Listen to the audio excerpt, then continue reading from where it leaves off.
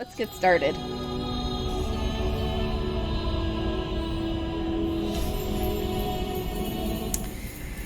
Because we have, what, 16 quests to do still? And it is taking us like 3 to 4 hours to get through like 6 quests. So we've got to go. We've got to go. I want to finish this game sometimes this universe. I would like to finish it before the end of summer. Which I hope, I'm crossing fingers we can do. I'm still kind of hungry though. But I don't really want to eat anything because I want to have a really good appetite for when I go and get sushi tonight. Yeah, I definitely want a good appetite for that. Maybe I'll make myself another coffee.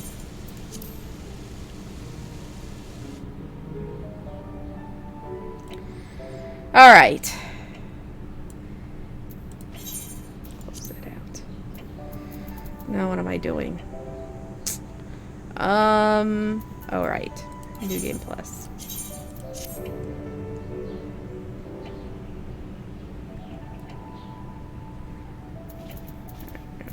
Turn it off. I don't even have any cookies. I don't know what to do. I don't have any cookies in the house. I have a little thing of like 60 calorie pudding, chocolate pudding in the fridge, but it's alright. It's alright. It's not the best, but it's alright. No, I just try not to have them in the house because they're very, very bad. They're very tempting. They're bad influences on our diets. Alright, so, need to speak with Tataru and old Charlian. And I was slicing up like hot peppers, like jalapenos and stuff today, from our garden so I could freeze them for meals later. And I did that at like 10 o'clock. It's 3 hours later and my hands are still burning. My hands are still on fire from slicing up those jalapenos. Ugh.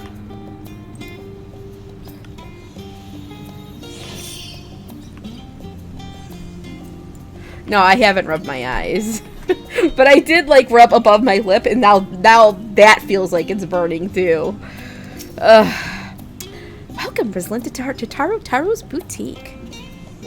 I've always done my best to provide the Scions with fashionable attire, but in your case specifically, I make an extra effort to strive for the most functional yet stylish clothing one could ask for. Not that I'm playing favorites, but you are the warrior of light. Faced with this unprecedented crisis, I know you need an ensemble unlike anything I've created before, and that I wouldn't be able to do it alone. And so, after enlisting the aid of the world's finest artisans, I finally completed my career-defining masterpiece.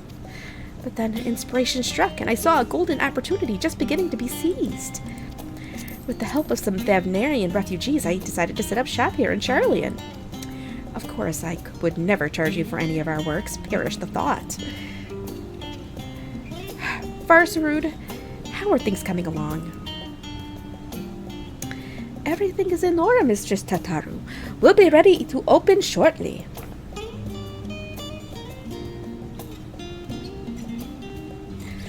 Which is why I brought you here, to be our very first patron. Would you mind waiting here a moment longer?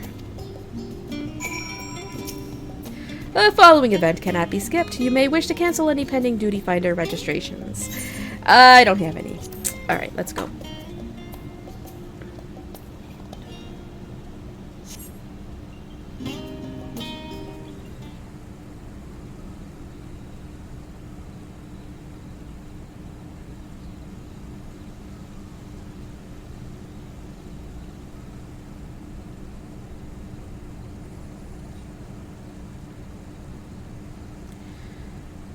I don't even know who this is. I don't know how to do the voice. I did not expect to find you here.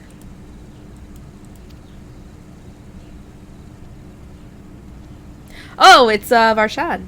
It's Varshan. I imagine the Dana would also wish to offer her regards.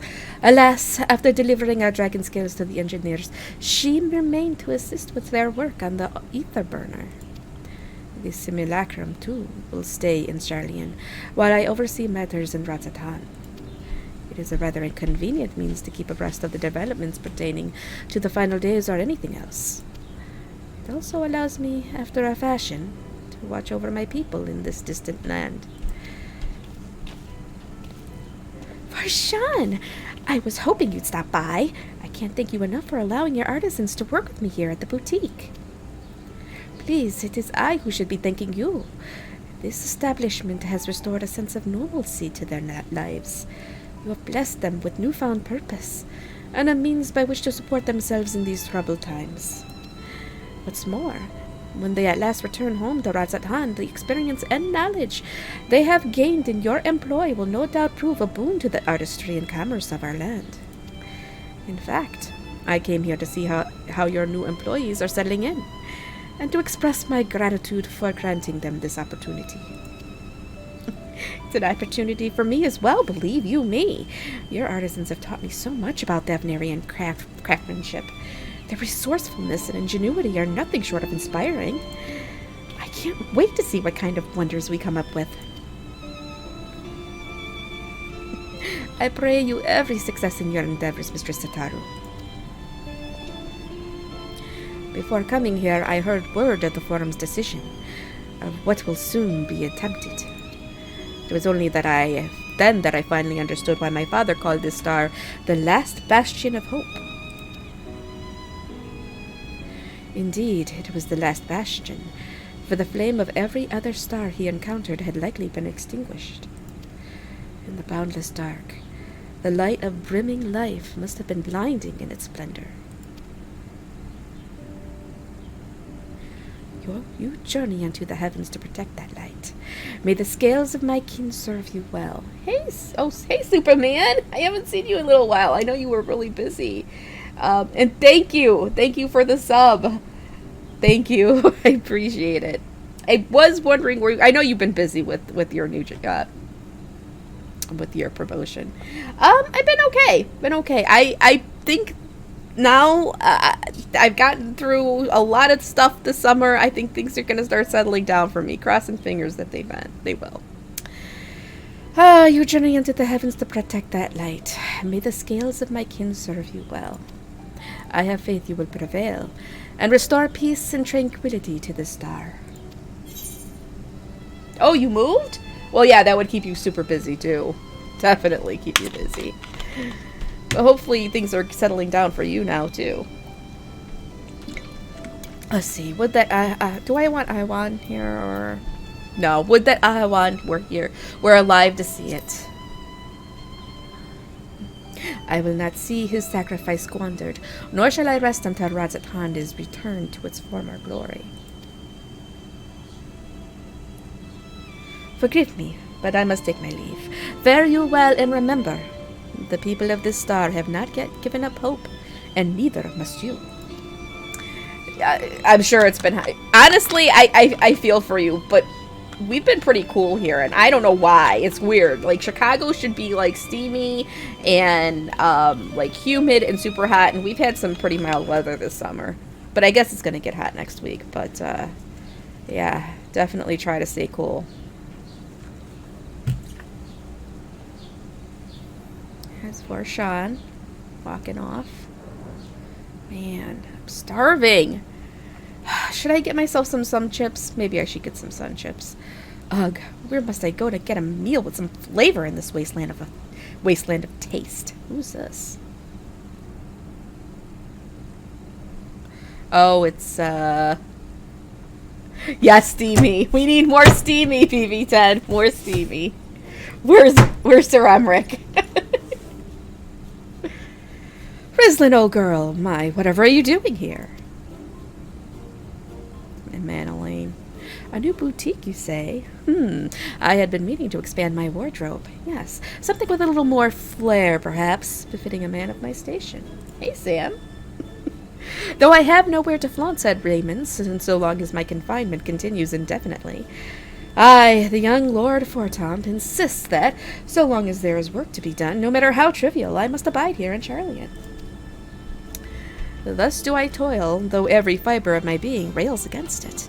Why, I have even suffered the company of that brute Sicard, to see supplies transported in a timely fashion. Yet he was the one granted leave this morning to participate in some supposed covert operation.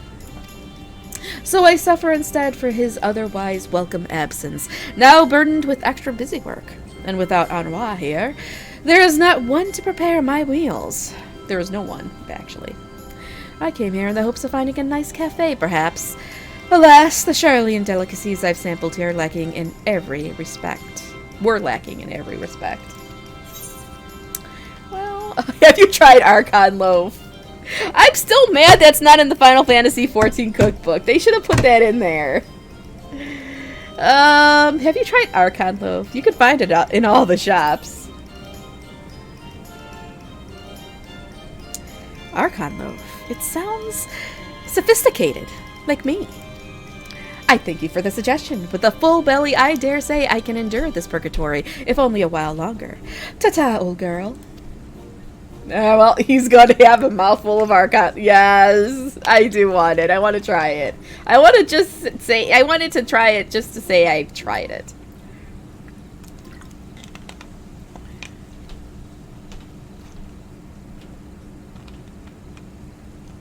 What? Get off of my screen. Yep. Well, well, is that Rislin and Tataru I spy? Oh, God.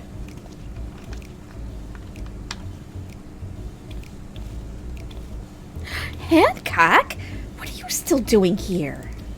You said you were returning immediately after dropping off your cargo.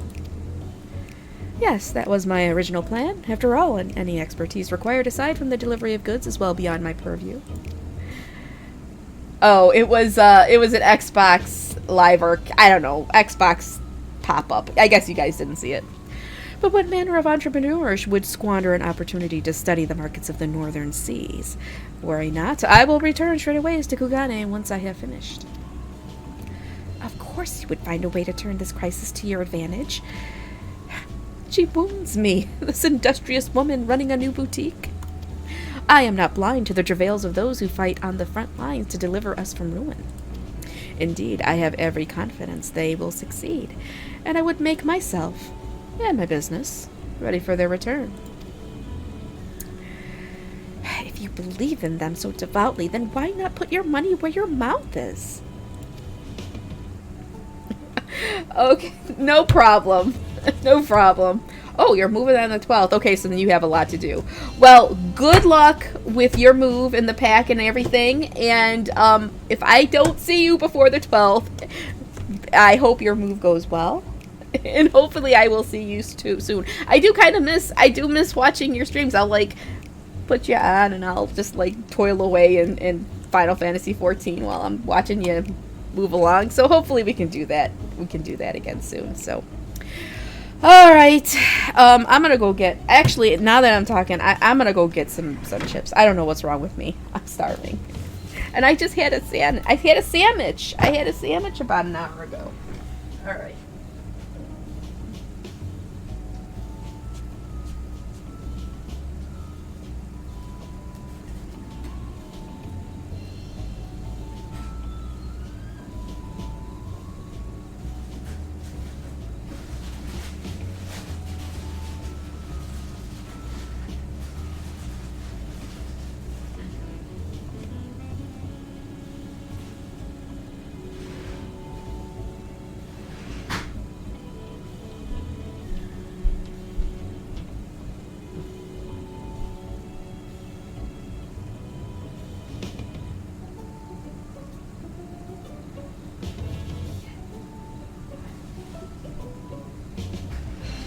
How are you streaming from the patio? I was giving the crumbs to the animal. Did you leave slurping sound for BB10? No, I did not leave slurping sounds. I need to do that. I'm gonna record the slurper sounds and I'm just gonna play whenever I go AFK. I think BB10 would appreciate that. I think so too. And I'll put like somebody kissing on the screen, like as I'm AFK with the slurper sounds. That would be great. How about the Sylvain and Ned picture we saw? And who? The Sylvain and the Ned one, the one where they're like, we don't know which one's the girl. Oh, I didn't put that up. I'll have. Oh, the girl? No, the one where people are like, oh, they don't know which one's the girl. That's not Sylvain. That's Felix. I get Felix. Okay. Oh, no problem, Sam. Thanks for popping in either, both ways. Thank you. Yes, he did hear it. He's giving me really great ideas for AFKing. You know, when I'm gonna get a screen. I'm gonna get a screen of like a big, like two people, like big slappy kiss, and them do slurper sounds.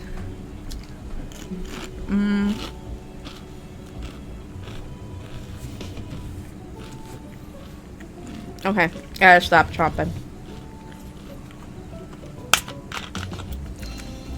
Superman's moving. He's been very busy. Okay. Fair enough, Tataru. Fair enough. There is not more I can do to help ready the Ark and her heroes for their maiden voyage. But on your return, I shall host a grand celebration in your honor at the Bokairo Inn. Accommodations are quite costly, given the reputation of said establishment, but the East Aldenar Trading Company would be honored to foot the bill. Oh. Will there be lemon cakes?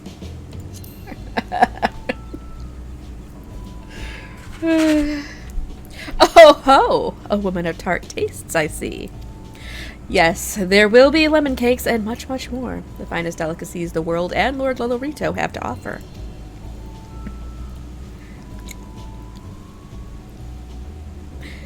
But let us speak more of this upon your return, lest I draw even more of Tataru's ire. Until next we meet. Chewie, get down! I can't see chat!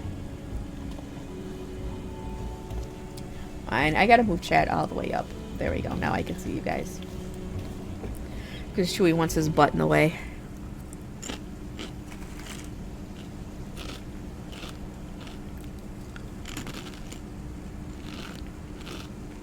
Quint. Sit down there. Chewie won't sit in the bed anymore because there's the cutie cat is there. My plushy cat, he doesn't like it. Every time he sees the plushy cat, he just turns away in disgust.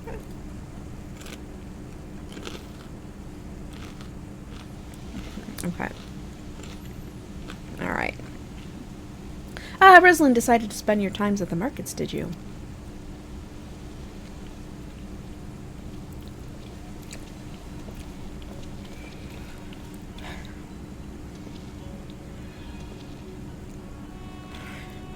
Tataru! Wedge is so cute. Biggs, Wedge! I take it work on the Ark proceeds apace. Aye, it does indeed. Collaborating with the greatest minds of Charlian and Razat Han has been a rewarding experience. And that's to say nothing of what we've learned from the Loporits. The Ark is unlike anything we've ever had the pleasure to work on. Even Nero was rendered speechless on more than one occasion. I can't wait for you to see it. And you'll never guess who's paid us a visit before we came to Charlian. Alpha! I think he sensed the coming danger and returned to check on us. He was always one to turn up in a time of need, and I suppose that's why he decided to join us here in Charlian. Good thing, too. I don't know how he does it, but he has a knack for brightening your day just by being there. It's still hard enough to believe we have the means to send you off into the great expanse, though. To the farthest known reaches of, well, everything. I never thought I'd live to see such marvels, yet here I am. More often than not, you and the science are the catalyst that sparks the need for these great innovations. To think how much I'd have missed out on had I not been a member of the Ironworks. An awful lot of work, to be fair, and the privilege of being worked like a cart chocobo. What? Oh yeah, that's right, the little chocobo alpha. I'm sorry, BB10. But if we had gone through that, we would still be probably fighting.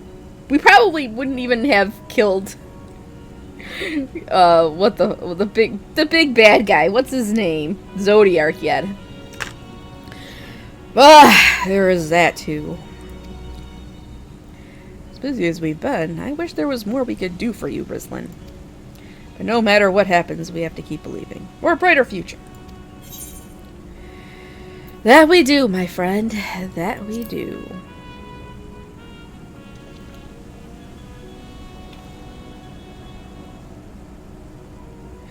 When you head back, would you tell the engineers I'll be along shortly with refreshments?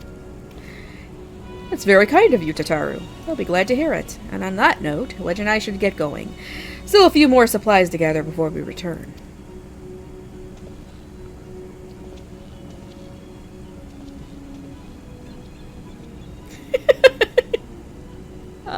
Wedge. Aww, he's in love. It's so cute.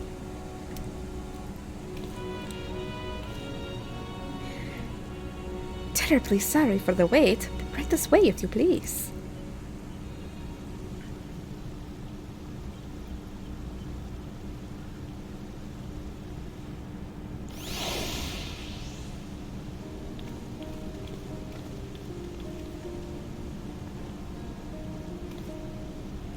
Right. I don't believe the two of you have been formally introduced. This is Varsarud from Palakistan.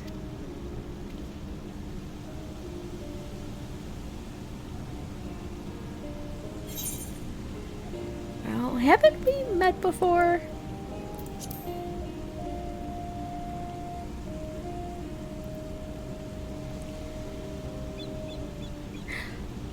Yes.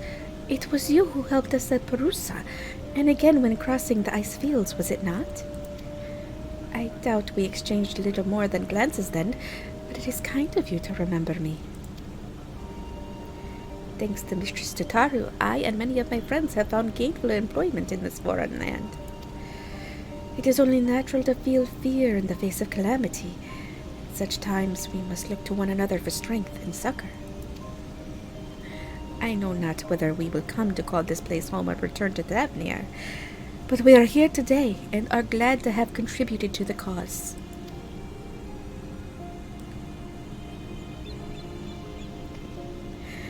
And contribute they did by helping to make your new garments as durable as possible.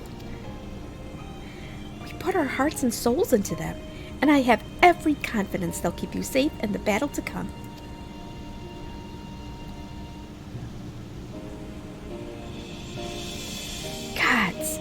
Think how far we've come since our humble beginnings at the Waking Sands.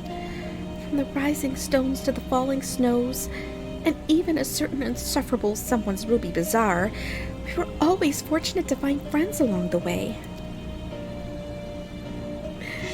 Even when you were swept away to the first, Graha Tia was there to grant you sanctuary. I'll never forget the relief I felt when you all returned to us. I thought my heart would burst. Yours has been a long, long journey, and I've been privileged to watch, often with bated breath, as you persevere time and again. For all the joy we've shared, there's been much sorrow as well. But I've long since learned you can't have one without the other.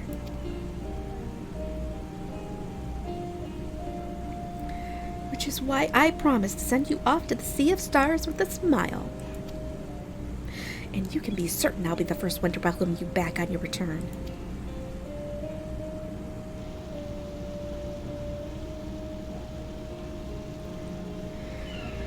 Better wear them. Let's see what it is, anyways.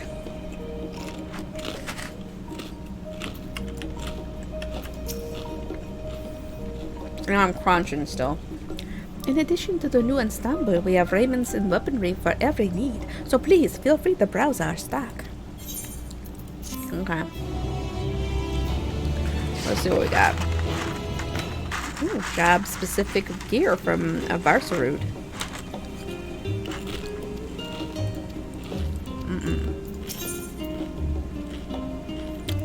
Do the tank gear. Level 89. Eh. I like my outfit more. Hold on. Some bigger. Yeah, we're just looking at some clothes.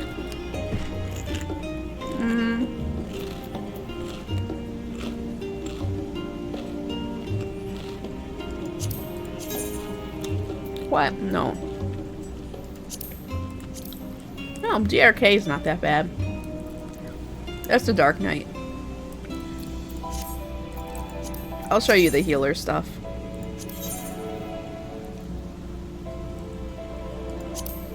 This is actually a pretty nice robe.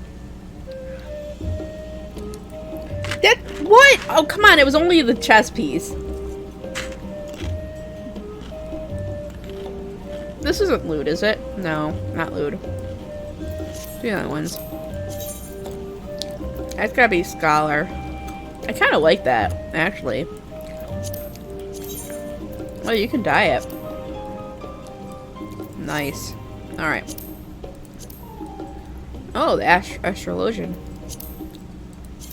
No, I'm not gonna wear it.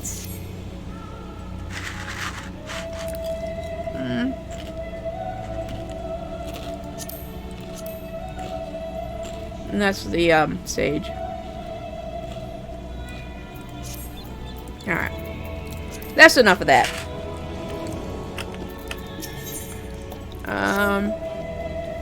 I realize you've still got lots to do before you depart, so I won't keep you any longer. I do hope you can find a moment for yourself, and that the others can as well. They said they were returning to the Valdesian Annex, though I doubt they stayed for long.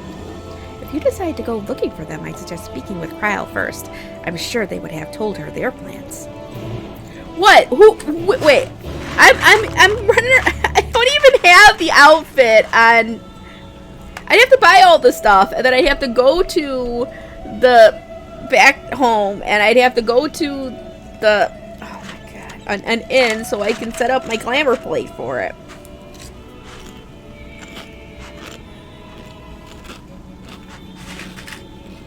Sorry, Crunch. It took way too long. Okay, let's go. No crying.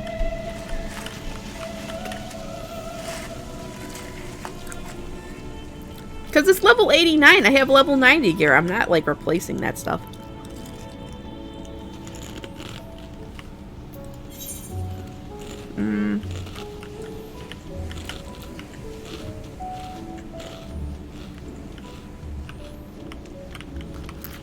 Where the heck am I? Come on.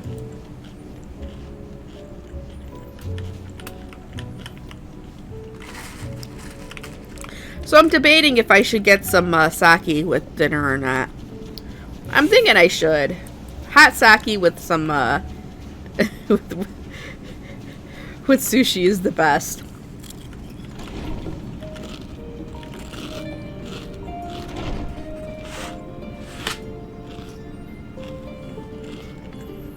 Okay. Yep. I may do one more crunch before I have to voice act again, because I have to read all this stuff. Tons of this stuff.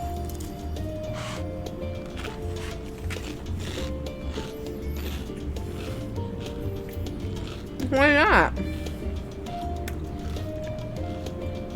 Have you ever had hot sake? It's good.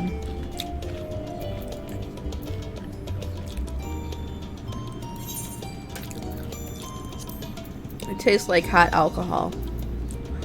It does. What do we got here? Oh, let's get a good pet.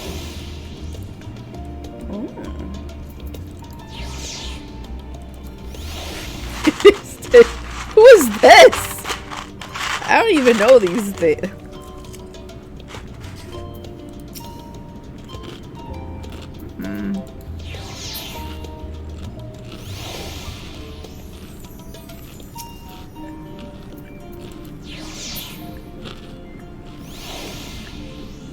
Oh, there we go. Atrophied Atomos.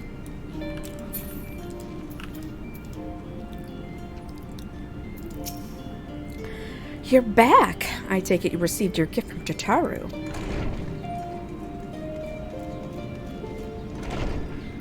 was a surprise long in the making, with many, many hours of fretting to get everything just right. I'm glad to see it realized and with great success. If you're looking for the others, though, they've already taken their leave. Y'shtola, Thancred, and Urianger have gone to the last stand for a bite to eat. Alisei and Grahatia, meanwhile, thought their time would be better spent poring over books at Numenor. As for Alphinaud and Estinian, well, they've elected to pay a visit to the Livaure estate, though Estinian seems somewhat reluctant to go. I'm sure they would all be glad for your company, if you've a mind to seek them out. Should you feel peckish, I'd suggest heading to the last stand before Y'shtola and the others be finished eating. But above all else, it would be foolish to run headlong into battle a fatigued mess. So do remember to get a good night's sleep. Alright, so this is basically the night before shit goes down. Alright, oh. We've only been a half hour.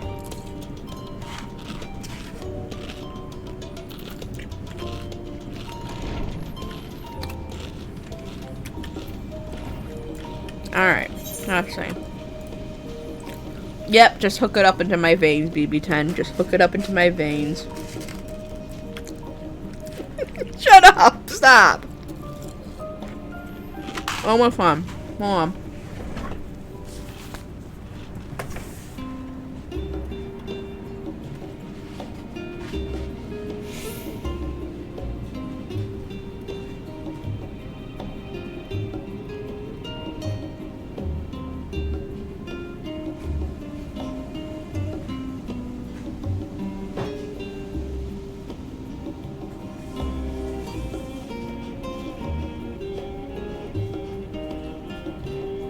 Alright. I get another drink too. That's better. I did a lot of cleaning. I scrubbed the kitchen floor.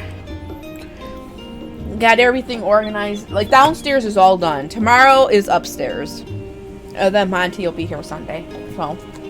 So you might actually see him or hear him more in my streams for a little while.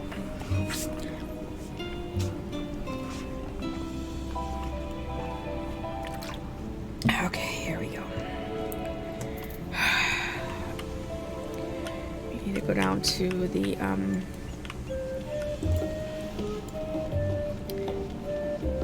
No, I didn't scrub the husband. But he had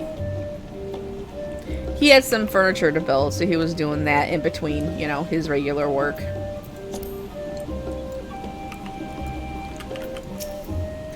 Try as she might, Tataru had no chance of standing between you and a hearty meal. Don't worry. We saved some for you. Hast thou perchance had opportunity to partake of the rainbow pudding? Owing to its striking flavor and somewhat garish appearance, 'tis quite popular. Indeed, so popular that the last stand's stock hath been entirely exhausted. I should hope at the very least Pudding Way did sup upon this most delectable of desserts. Pudding Way, yes. No, just stuff that's not that great, but it's just good enough for the next month and a half that we order from Walmart. Rislin, come to make our trio or quartet, have you? Please, have a seat, and we'll see about getting you a drink. Oh, yes! Get me a drink! Woo! See, Thancred knows what's up. He knows what's good. Your business with Tataru is finished.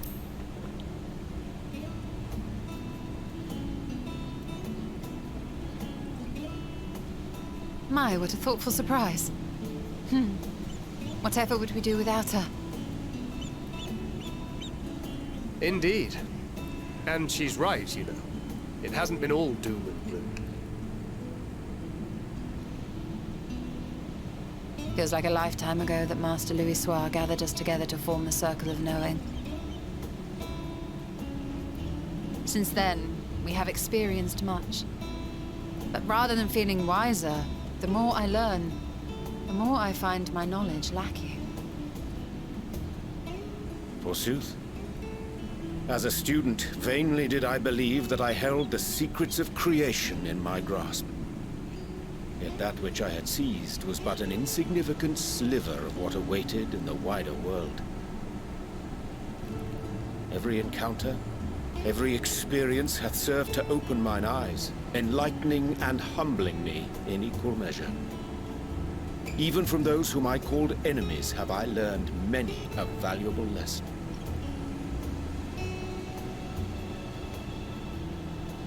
What will we learn at the edge of the universe, I wonder?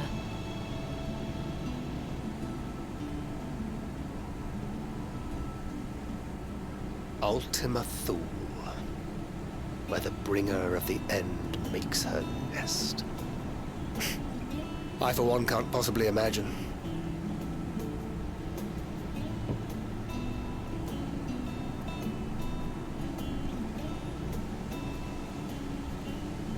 But whatever awaits us there, we will survive.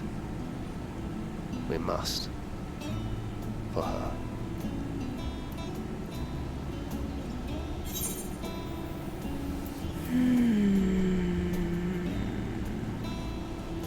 You've nothing left to prove, not to Rean nor Minfilia.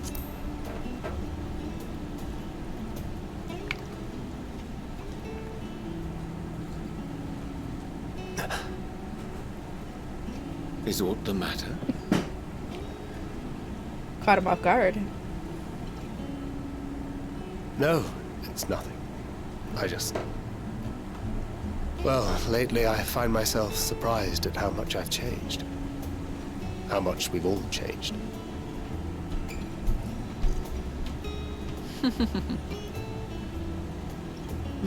We've come far together, and if we have aught to say about it, we'll go further still. Aye, we will avert this calamity and return home. In preparation for which, we must give thought to what we hope to achieve after the proverbial dust has settled. What with the primals and Ascians all but dealt with, I suppose we'll need to look for new hobbies. In all seriousness, though, in uniting to overcome a common foe, the disparate peoples of the world have found a way forward together. It's a truly gratifying sight to see. Indeed. Though it was many years in the making, we have successfully set in motion the gears of fundamental change. With this, we have fulfilled our humble role as a symbol of hope. And I dare say it is time to bow out.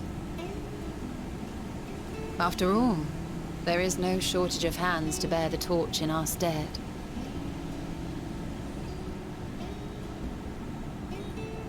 You know, I never really considered I might live long enough to see an after. But even if my time as a scion came to an end, I don't expect that much would change.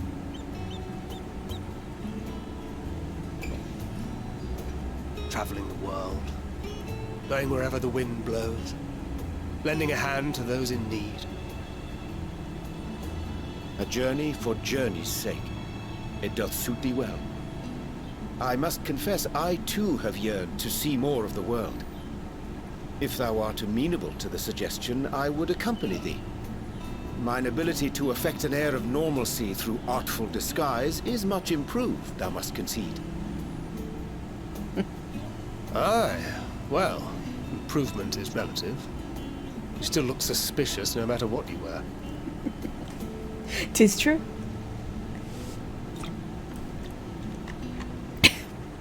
What of you, Ishtola? Any grand plans? Why, continue my quest for knowledge, naturally. To begin with, I wish to know the state of the reflections, to which end I must find a means to travel between worlds. 'Tis the least I must do if I am to keep my promise. Runar! She's gotta see Runar again. She's got to.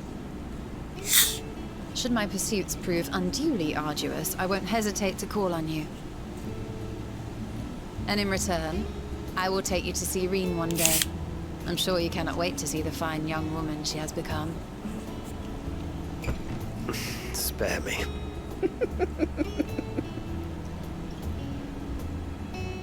And what of thee? What wouldst thou pursue at duty's end?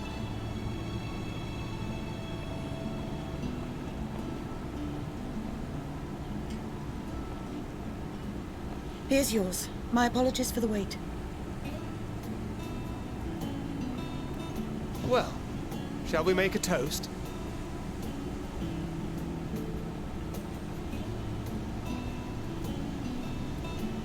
To victory. To our comrades. To the future of the star.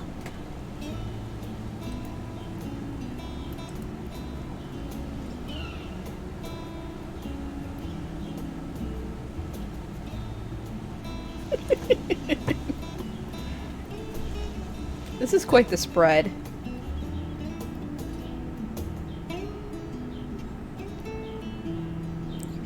Oh man, they're all getting trashed. I love it. I love it.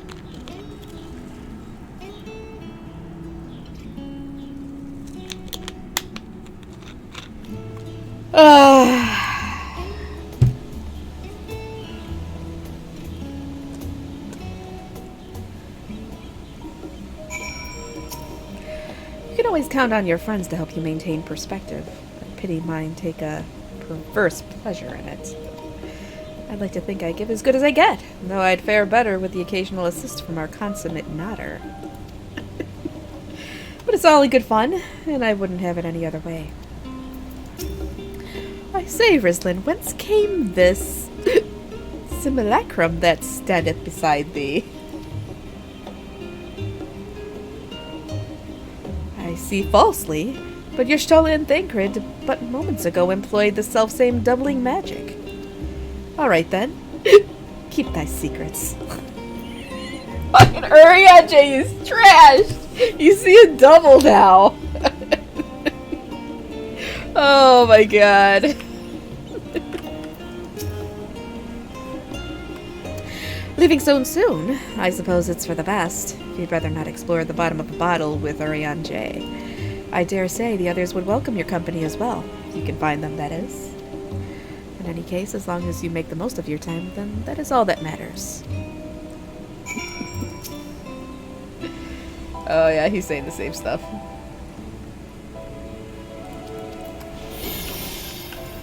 Alright, let's go find the others. No, that's not what I meant by tears will flow. We're not to the part where tears are flowing yet. This is all just, you know, last minute stuffs.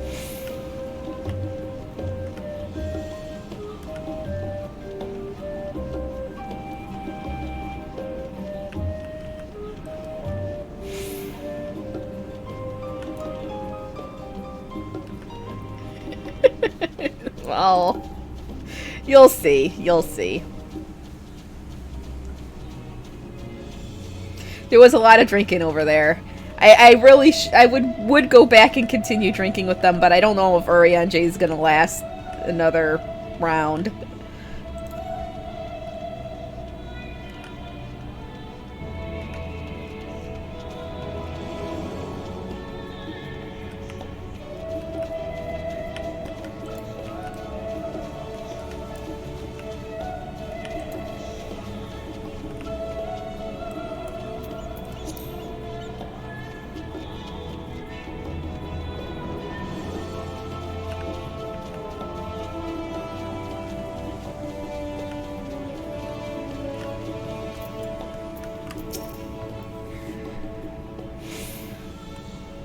Are they falling asleep? You try speaking with LSA, but she is fast asleep.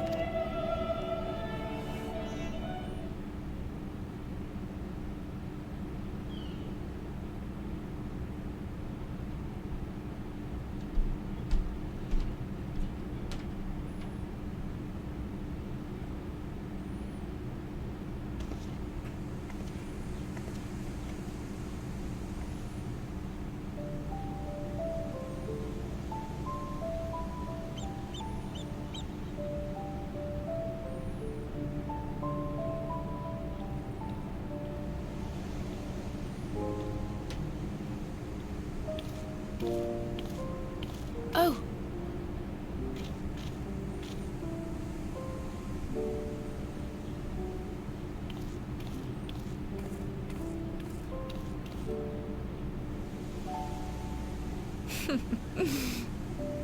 Knowing them, They're probably dreaming about the celestial adventures to come. just as well. They've been running themselves ragged of late. Unlike you and the others, I'm a few steps removed from the danger and excitement. The things you all get up to never fail to impress me. But by the same token, I can't help but worry. Not only for your safety, but for your happiness. After everything you've sacrificed, you earned it 1,000 times over.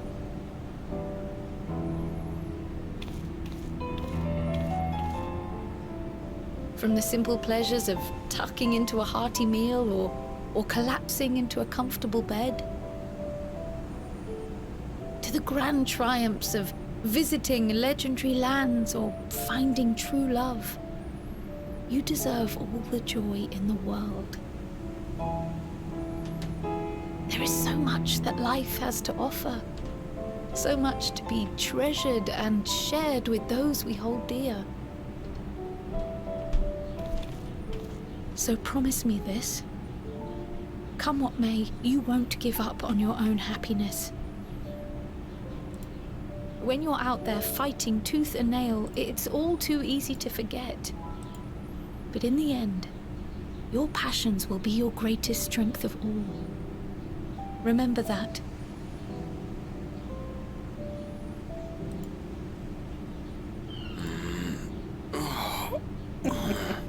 Is he snoring? Oh, he's waking up. This feels familiar. Well, 'tis good to be...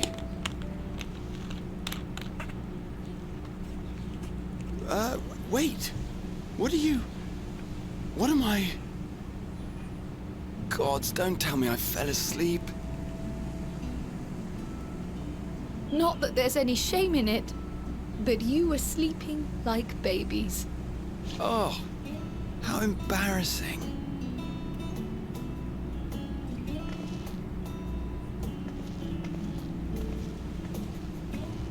Not a word to anyone.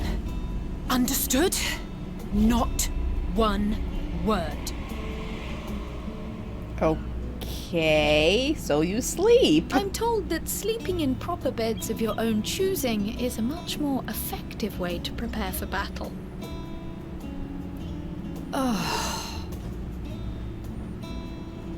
So, what were the two of you doing here? I had a few books to return to the library. Thought I'd take care of it while I could. And you?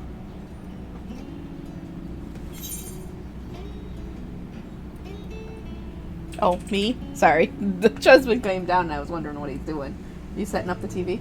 It sounds like shit, so I'm trying to see. Does it? Yeah, I'm trying to see if there's a solution to it. Yeah, a sound bar. Just enjoying a little peace and quiet.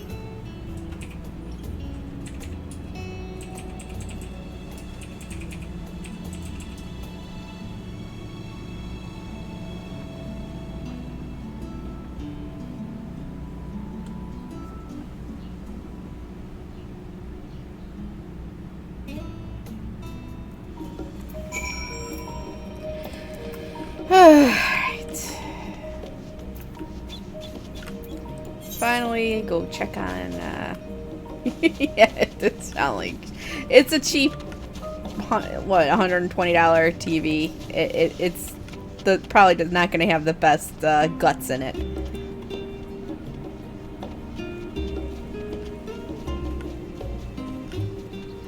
It's just so, because we're moving his work desk into our bedroom so that Monty can have the guest room, you know, so he can have some privacy and, you know, his own place. So we bought a cheapy TV for our bedroom so that he can watch while he, you know, he can have some background noise while he's working. And I saw it, I ignored it. Nobody's killing Emmerich. No. All right. Actually, we're gonna scale this up.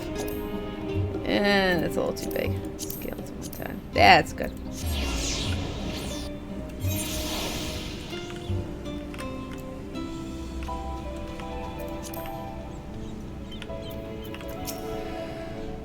What? Surely this isn't the first time you've seen me without my armor. Oh, wow. He's actually wearing, like, regular clothes. Yeah. He's looking hot. No, I'm kidding. I prefer his brother-in-arms, the Lord Commander. Here we go.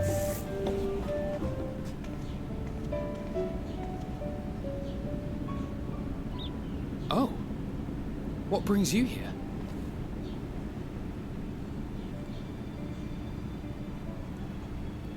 Ah, so you were worried that the Levier household might again be gripped by turmoil. All is well, I assure you. In my letters home, I had made mention of Estinian, you see.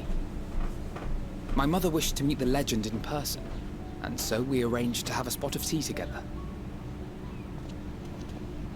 Where were you in my hour of need? Fell beasts I can face. I'm not made for idle chit-chat with lords and ladies. Well, I for one thought you held your own. Mother was the picture of delight. I might have been delighted myself, were we in a tavern with more agreeable drink. No, it's not. Stop. The thought of fleeing crossed my mind, but what then? I'd never hear the end of it, least of all from Tataru. I'm sorry. 'Twas not my intent to cause you such distress. It's just... it was one of the things I didn't want to leave undone ere we set forth. That's not to say I think we won't be returning.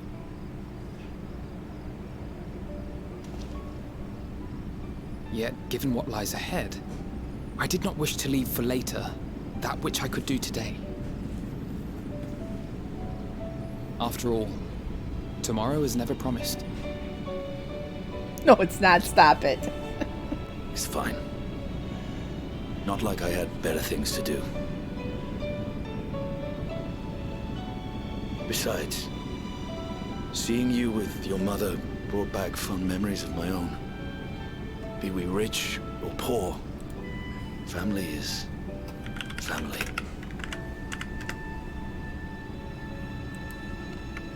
Well, it's past time we were on our way.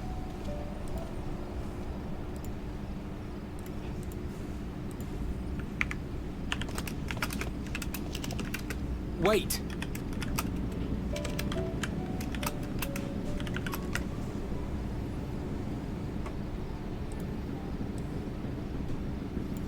Since I left home, I've made a great many mistakes. Mistakes for which I can never make amends. But through it all, you didn't give up on me.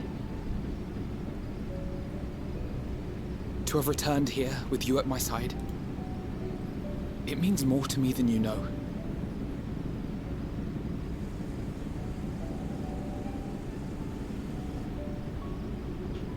Thank you. From the bottom of my heart.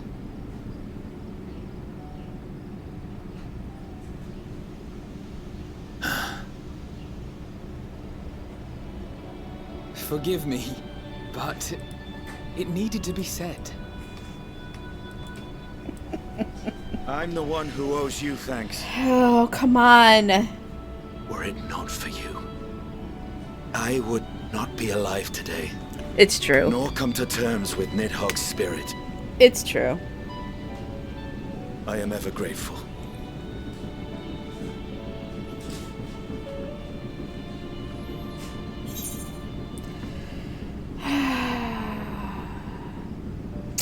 I suppose I ought to thank you both as well.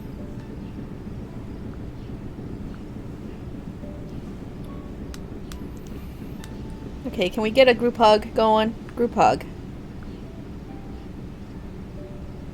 Well, we needn't make it a competition. You know, this must be what Heidelin meant when she spoke about depending on one another. However treacherous the road before us, together we will prevail.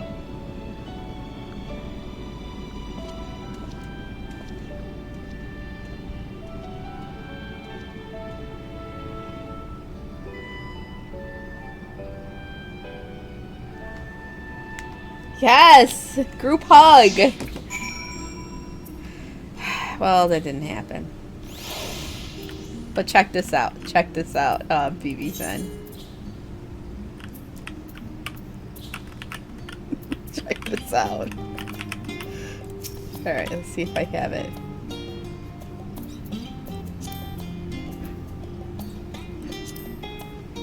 Oh, I have to get closer. Get closer. Oh god, I'm alright, there we go.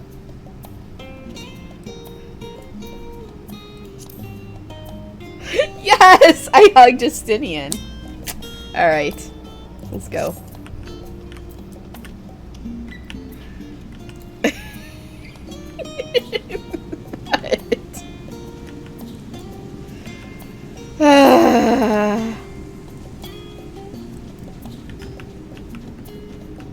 It was not lewd. That was touching. Literally. Literally touching.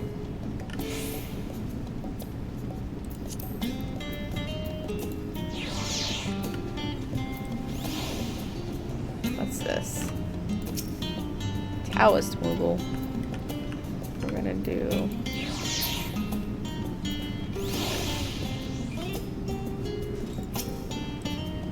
Mithra.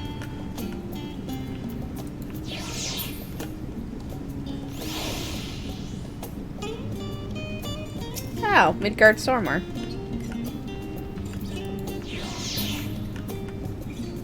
Touch the frozen block of ice. Accompaniment node.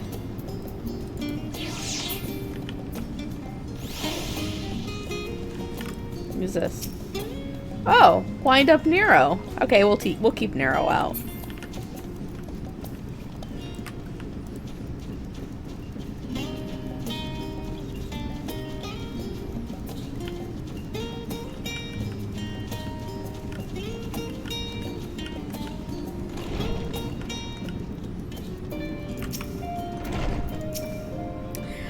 Welcome back, Rislin. Return to catch a final few winks before embarking on your mission, I presume. You'll be happy to know your chambers have been cleaned and fresh linens laid out. I pray you enjoy the sweetest of dreams on this final night before the big day.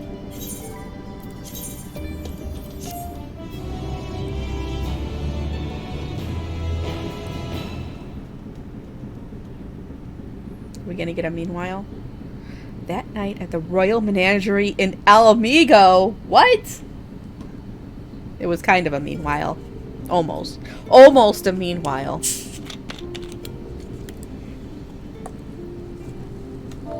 Oops. Ah, shit. I didn't want that there. Damn it. Alright, well, it's on the screen. Fuck. Wow. What is going on with his hair?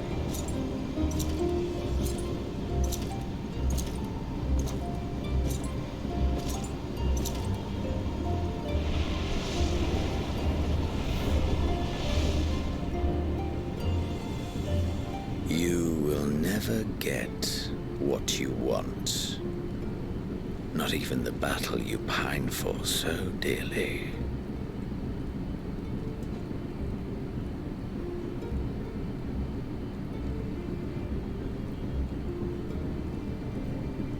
In that transcendent moment, what was it that I sought in you? He's got like bags on under his eyes. I don't know if he slept in weeks. And what was it that you sought in me? Nothing really. I didn't seek anything you. I just sought to get through you. And thus it dawns. The day of reckoning.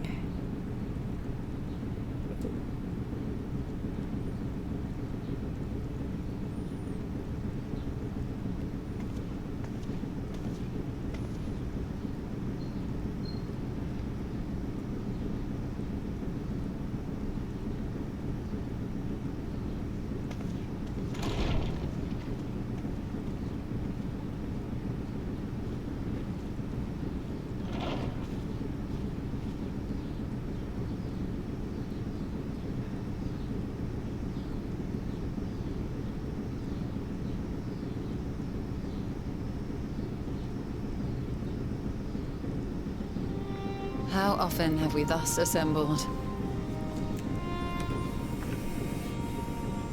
To combine our knowledge and seek solutions to the problems before us. Back at the Waking Sands, it was all we could do to address the most minor of troubles. Who could have realized what we'd find when we began to look to the sources of the realm's woes? At the Rising Stones, we made great strides and shared many moments, from the joyous to the sorrowful.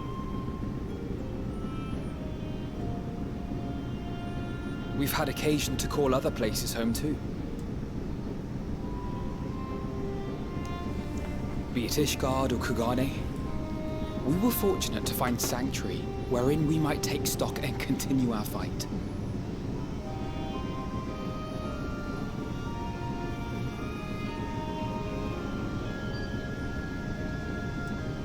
I was honored to host this company in the Crystarium, to stand with you all as we confronted the truth of the star itself.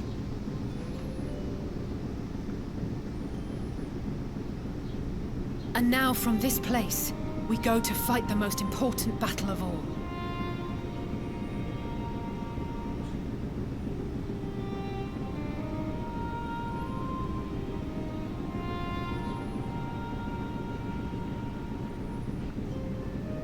The Forum has sent word. The Ark is ready. The Loporrits naturally will be commanding the vessel.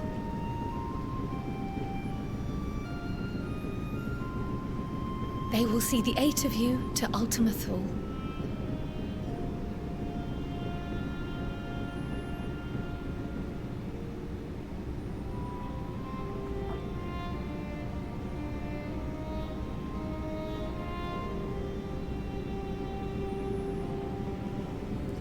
Hey, Jolt. Upon arriving, your objective is to find and vanquish Meteon. As a final formality, the Forum bade me ascertain your resolve. So, are you certain you wish to do this?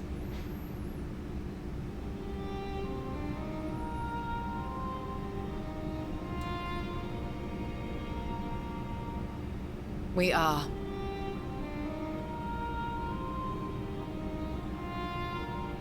Then, ere you report to Thalmasane, I leave you with these words.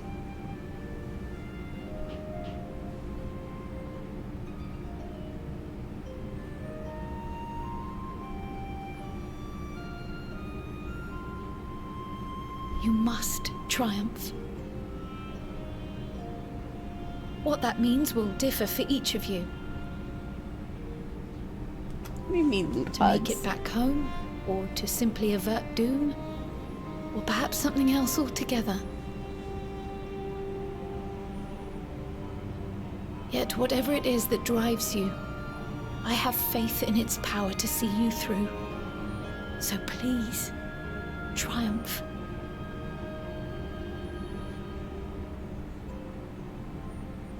Triumph, as we who remain behind believe you will.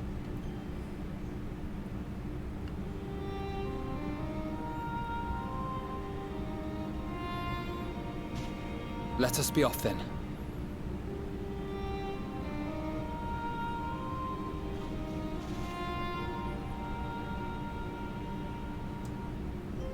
Wait!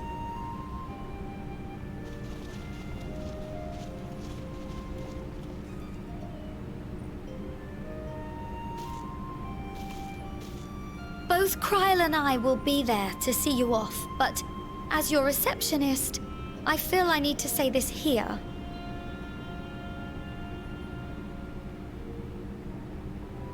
Safe journey, all of you, and be safe.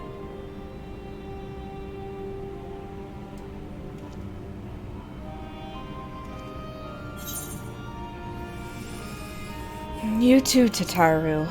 You too.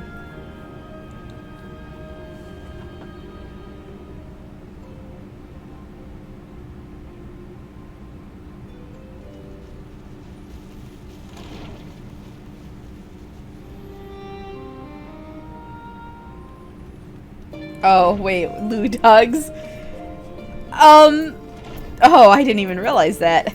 Yes, there are people hugging over here. I don't even... Oh, here we go. There you go, BB10. Some, probably, ERP going on right here.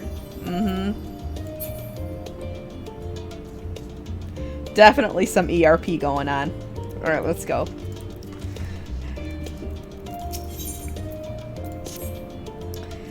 I suppose this is where we part ways, for now at least.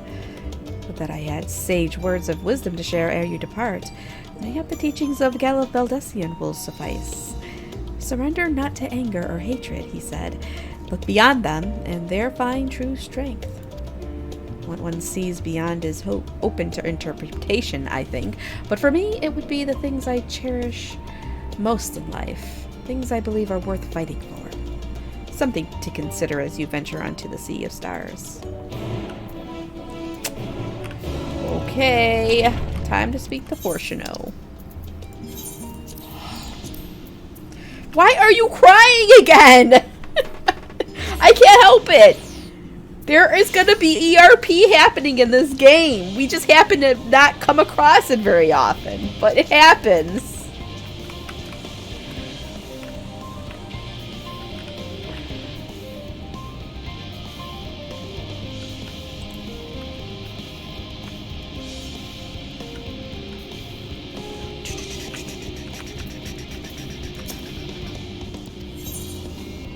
I didn't make anything happen.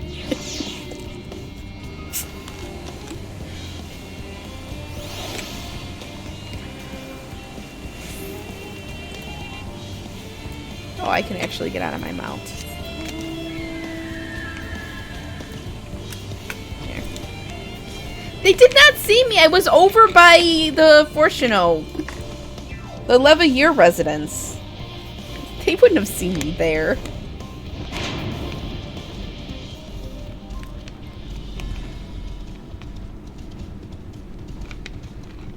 Here. Oh, look at all the people's here. Look at everybody's here to see us off. It's Amina Lane, Barshan, Aaronville, Coltonay and Hori Boulder, Nidana, Lovita, and Wills. I don't even know. Just a lot of peoples. Oh, and Living Way.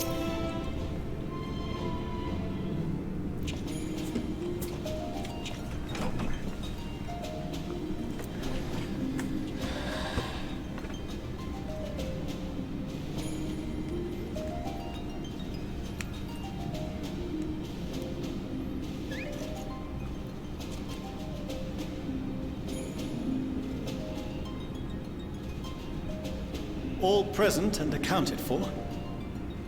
Good. As you will have heard, the Ark is ready. All that remains is to board and be on your way. I've seen my fair share of tight schedules, but this was bloody murder. But we did it. We finished the ship. It's safe, fit for purpose, and looks good to boot. Aye, it's a Garland through and through. I really don't know what we'd do without you. Thank you for everything. Aww. Don't mention it. Ever since that episode with Omega, I've been toying with the idea of starfaring vessels. And as they say, necessity is the mother of invention. We've learned a lot, let me tell you. Aww, there's Alpha! In case you're wondering about payment, the ongoing existence of the world ought to do. But feel free to throw in a colorful recounting of your journey on your return.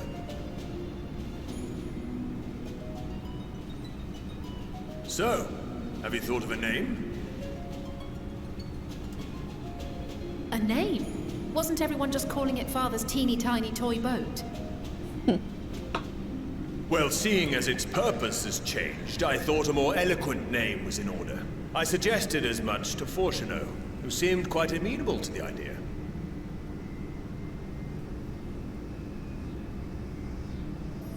As you know, this vessel is the culmination of heretofore unprecedented collaboration. And though said collaboration is owed to the Scions, there is another whose noble deeds made our work possible.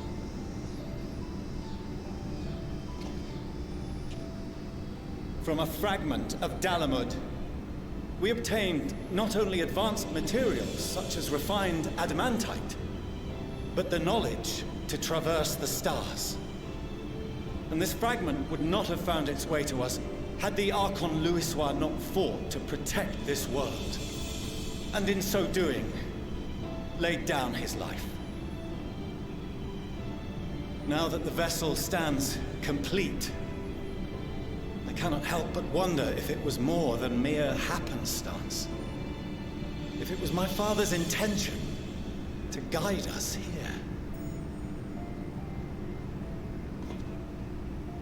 In the hopes that his guidance will see you all safely home, I name the vessel after that self-same fragment of Dalamud he delivered unto us.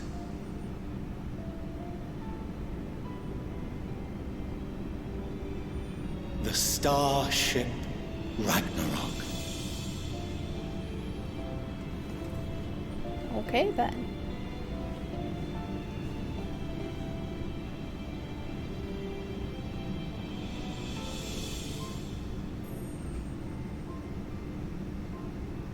Sorry for the wait.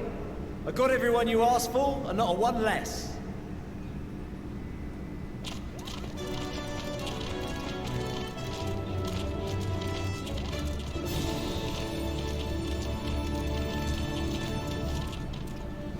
What are you all doing here? Oh, I invited them. The representatives of those tribes with religious inclinations. You've done a fine job of readying the Ragnarok, but for it to take flight, we'll of course need the power of the Mother Crystal. Given its immense size, however, transporting it would be an absolute logistical nightmare, not to mention we'd need to shatter it into tiny shards for feeding to the engines. But a brilliant idea came to me. We convert the crystal's energy into forms that can transport themselves!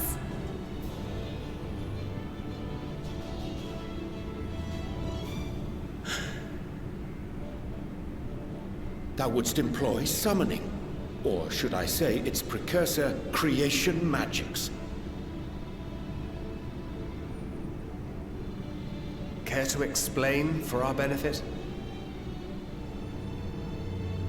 As you may have witnessed at Bestway's Burrow, the Loporrits are capable of creation magics, which they use to shape the moon's environment. Yet simple though they make it seem, 'tis a highly advanced and exacting art. To perform it correctly requireth that the wielder holdeth the object in his mind's eye in clearest detail. Hence the ancients' meticulous management of concepts. Drawing upon this art, the Ascians conceived of summoning as we know it. A derivative that replaceth the complexity of concepts with the simplicity of zealotry to make manifest a creation.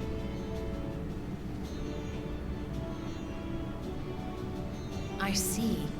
By combining the Loporrits' magics and the tribe's faith, we convert the Mother Crystal into primals of purer form and greater obedience.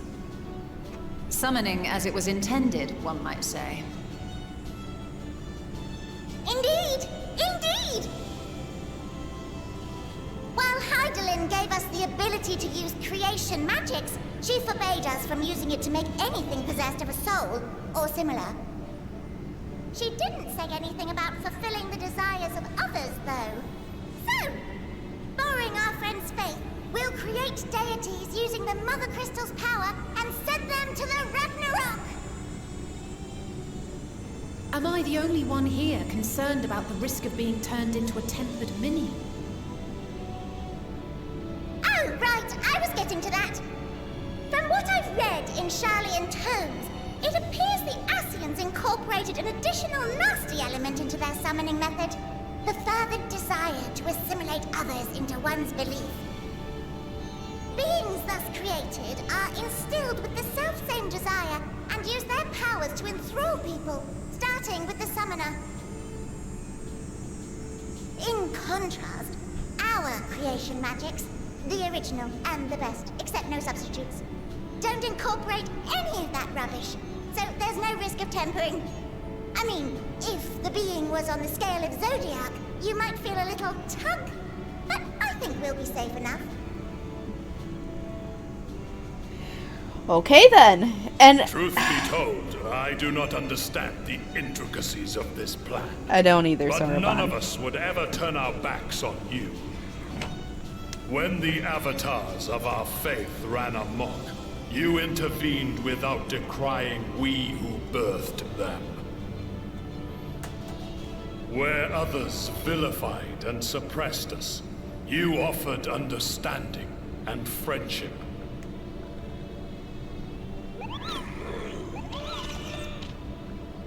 In gratitude, we will share with you the true expressions of our gods. Not malevolent deities, but benevolent saviors. Alright, you lot, we're heading to the ethereal sea. Stay in sight, else you're liable to get lost. Lead the way.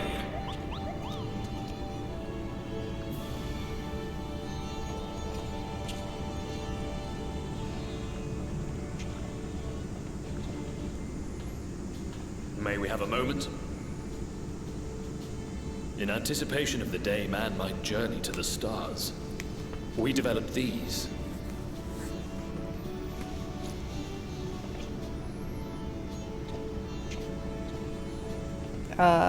What? Portable teleportation devices. One for each of you, designed to work in tandem. Press the button on one, and in a matter of moments, all 8 will activate and send their owners back to the Ragnarok. There is no telling what hazards you may encounter. If you find yourself separated or lost, please do not hesitate to use them.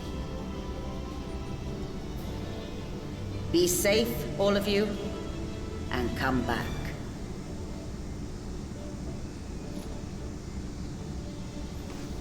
You as well. I pray you take care. Looks like everything is in order, so I'll go ahead and board. A few of my fellows will remain to assist with the summonings, but rest assured, the vessel won't want for competent crewing.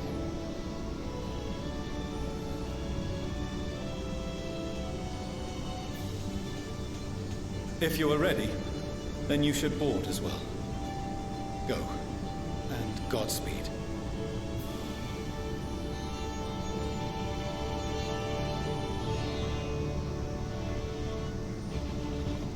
Okay. Are we finally doing this? Are we finally going into space? It's only been an hour. Oh, a little over an hour. Alright. So, number 1. Baby time. I'm gonna finish Endwalker. And then I gotta take a break from Final Fantasy XIV. But, I promise you, we will come back and we will do the, Deltascape raids. We'll do Alpha's raids, we'll get his story done, and we'll do some of the other side content that I never got around to at a future date. So you can at least get to see all the fun stuff you missed. But, including some of the dungeons. But I need to finish this and take a break, because we've been playing this for... I've been streaming this for... I think 8 months. We started it like a few months before Endwalker. No, more, even before Endwalker, almost a year. So yeah, I gotta finish this. But I'm gonna go make myself a cup of coffee, and then we'll continue. So go get yourself some chalky milk. Oh my god. How long have the cicadas been screaming? How long have they been screaming? I gotta close that door. You're out. No, you're out of chocolate, chalky milks. All right, that's not good. That is not good. You gotta go to the store and get some. Alright. This is it. This is it. If you would come this way, I will direct you to the bridge. Upon boarding the wreck... I love how they tell me this when I've just had several sequences of cutscenes that played in sequence. Oh my god. Alright. Alright, are you ready? Because we're gonna have... there's no breaks in between these cutscenes. Let's go.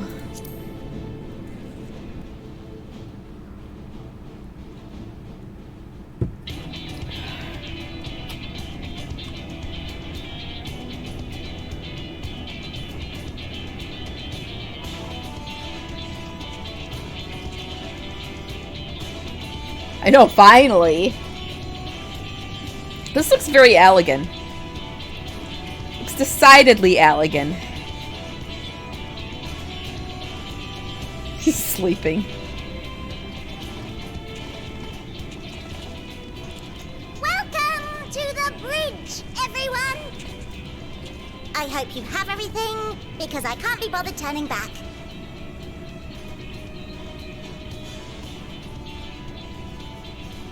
Right then, make yourselves comfortable. We're setting off in just a moment.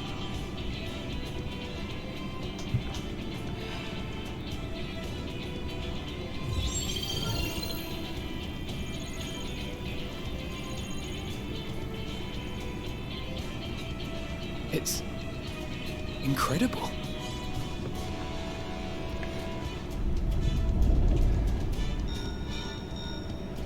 This is Fortuno. Can you hear me? The preparations for the summonings are complete. In accordance with the 14th phase of the plan, we have moved the Ragnarok to the launch site. The gates are open. You may depart when ready. So, are we ready? I guess so. As ready as we'll ever be. Let's get going. Oh, come on. The burnt-out star's got more fire in its belly. Try it again, with feeling.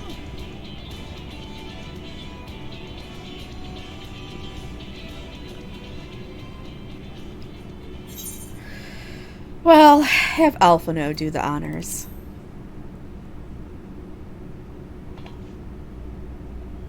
Me? But I...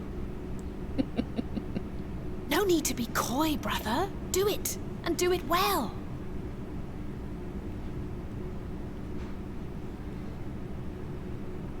If you all insist.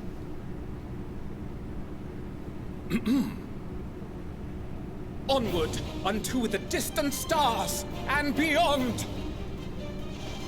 Ragnarok, engage!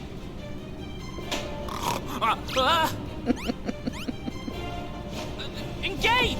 It is Sleeping Way! Engage! Oh my gosh.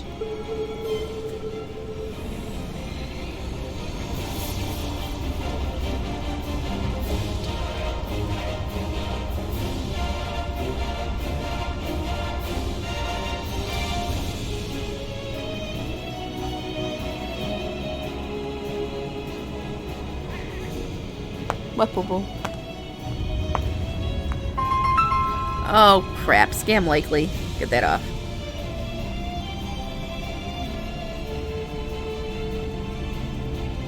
It's not going very fast.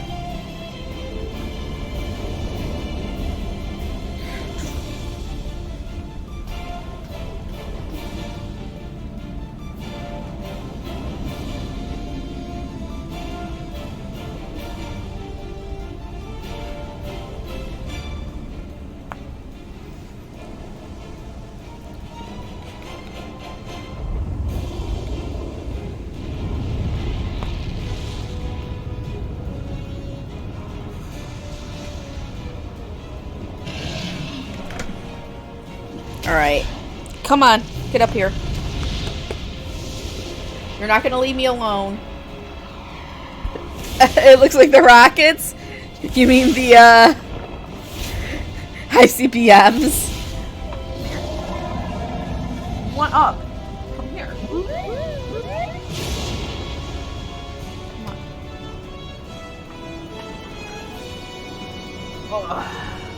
Ah!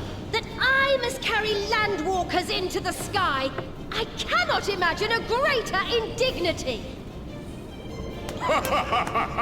Do not sulk so, for thy mighty winds exist not only to buffet and batter.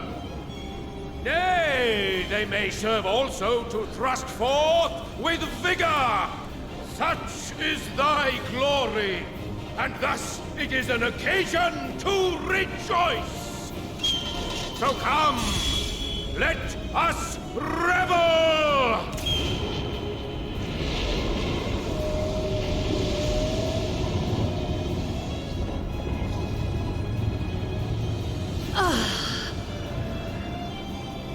So long as the wind blows freely, I suppose all is as it should be in creation.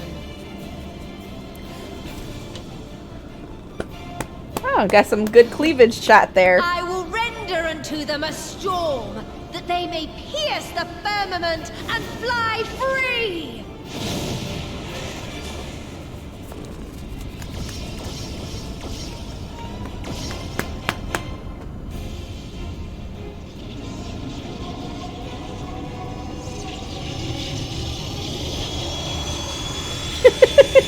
Yes, a little bit. Chewie, come on. Stop wiggling about. Alright, get... No, no.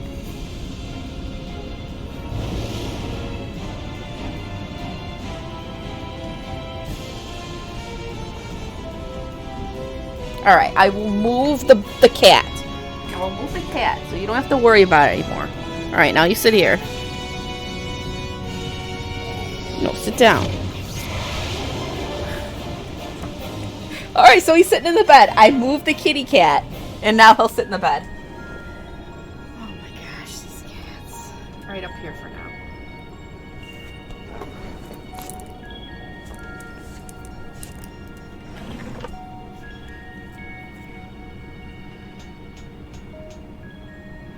Still in one piece?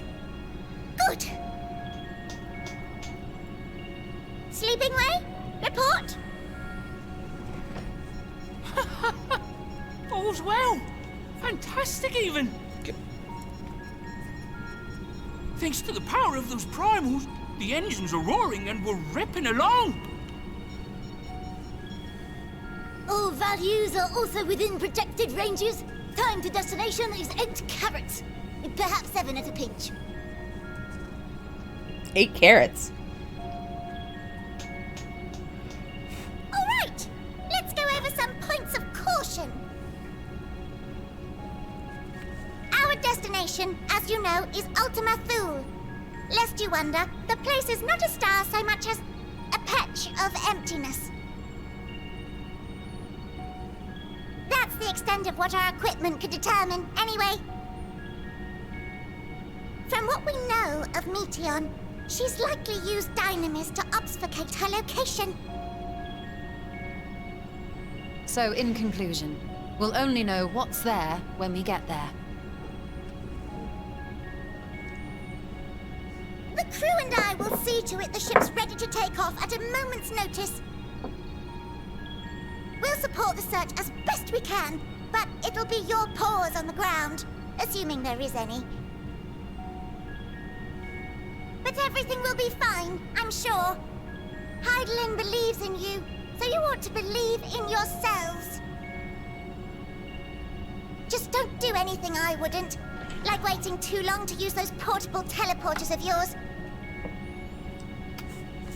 Personally, at the slightest sign of trouble, I'd mash the button to bits, and you should as well. Understood. We promise to be careful. I suggest you brace yourselves. We're about to arrive and the vessel will shake a good bit.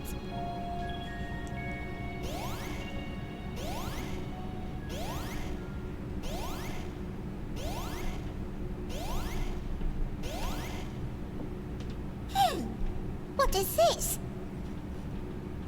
Something is interfering with the equipment. Uh-oh.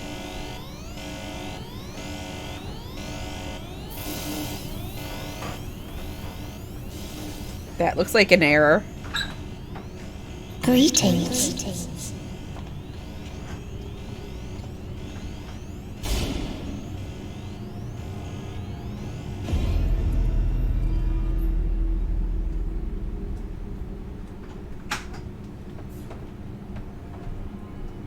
Greetings.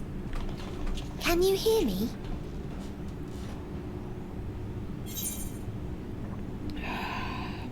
Meteon.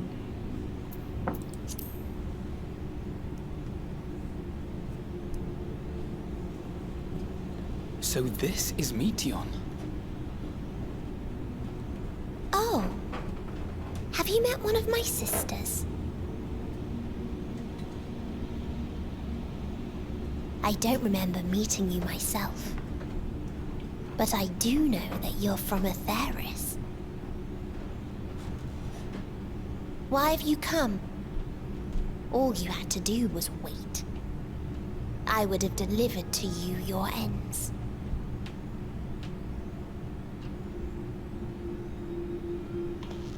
We didn't ask for that. I don't understand. All life is destined to end. Why choose to prolong your suffering? Effort, ambition, love, they amount to naught. Happiness, should you find it, is inevitably lost, stolen away by events beyond your control. There is no logic nor meaning in it. You think there is. Convince yourselves. But it's all a cruel accident.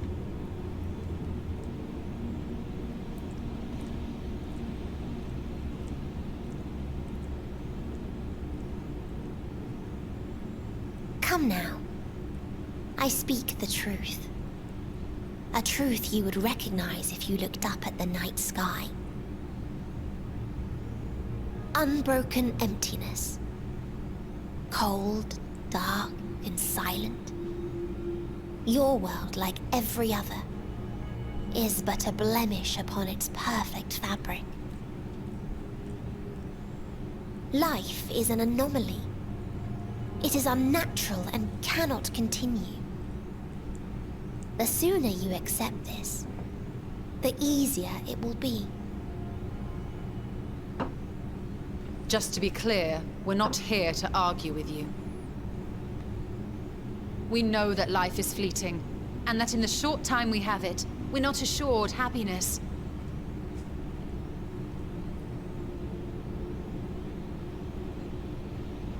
Indeed. I've seen far more sorrow in the eyes of many I've met.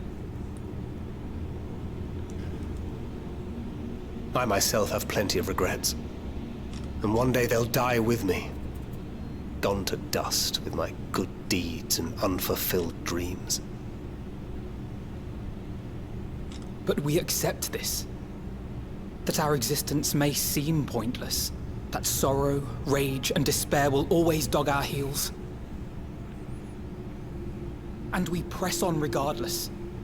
That is why Hydaelyn guided us here. In her boundless love for mankind, she has prepared us for this trial, and in her name, we have come for you.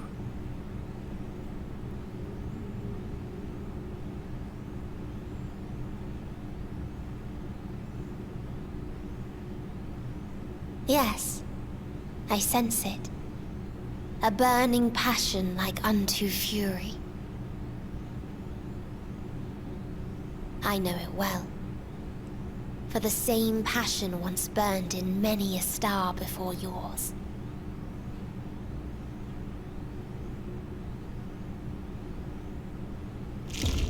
Suffocated and extinguished now.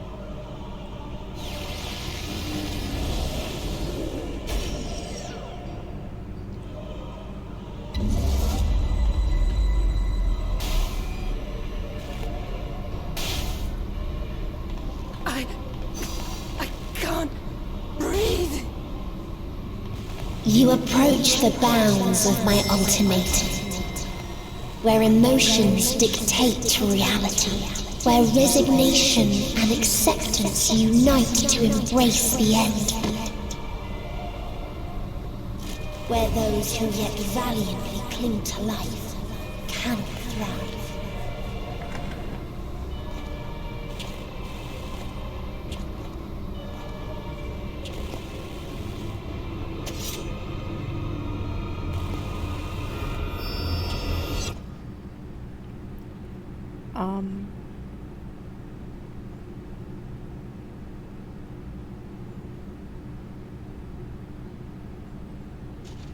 What happened?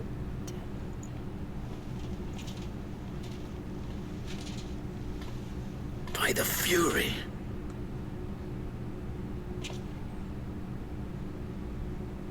Thancred?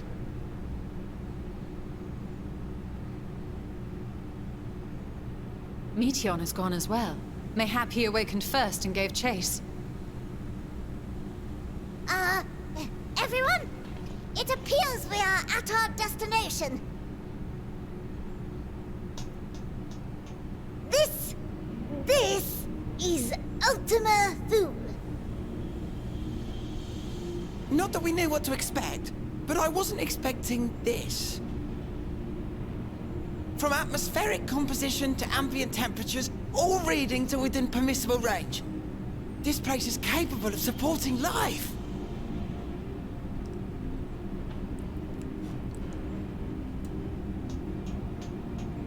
If that's the case, then Thancred may well have gone on ahead. Let's go and have a look.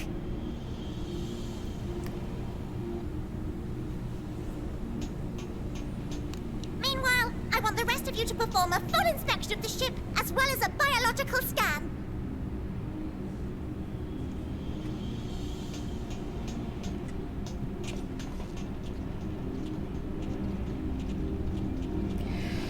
Okay, we're here. After 100 hours the brave plus. wayfarers arrived at last at Dream's End.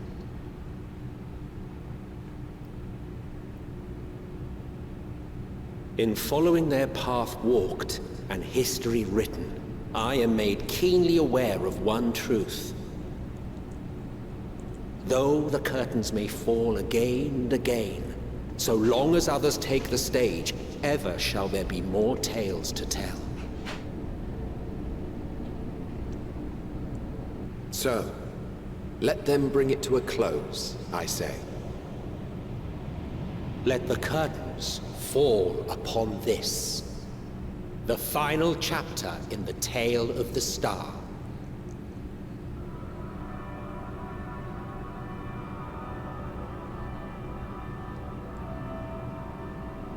Is this a dead star? As I live and breathe, I live and breathe. Well, the environment itself shouldn't kill us.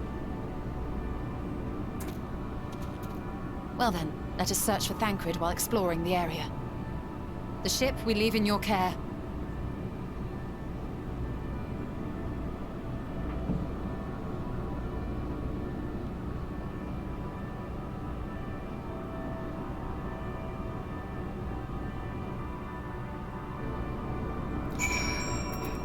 Okay, this is it. This is. I can't guarantee it will be of help in these strange surrounds, but I've readied a provisions note in case of emergency. Of course, if you encounter any real danger here, I expect you to return to the Ragnarok at once.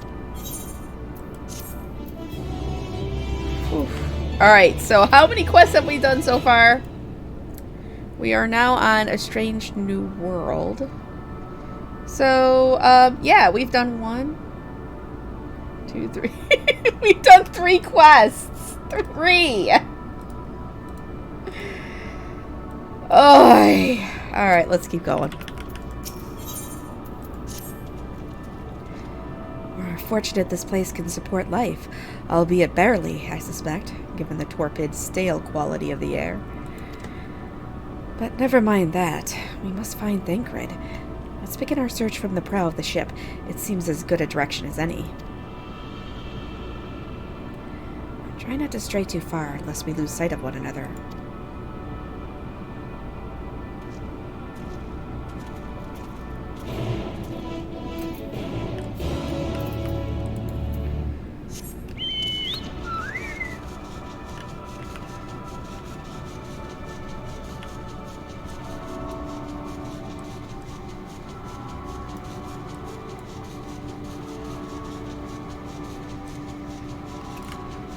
There are dragons.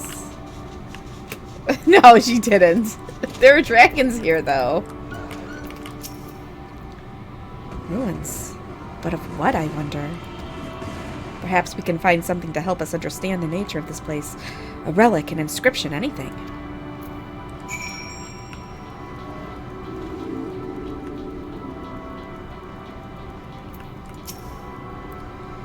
Look here, this part is relatively intact. The intricate design of the top suggests it was man-made, though its builders were surely not men as we conceive of them. Having said that, I swear I have seen this pattern before. They could be aliens, very likely.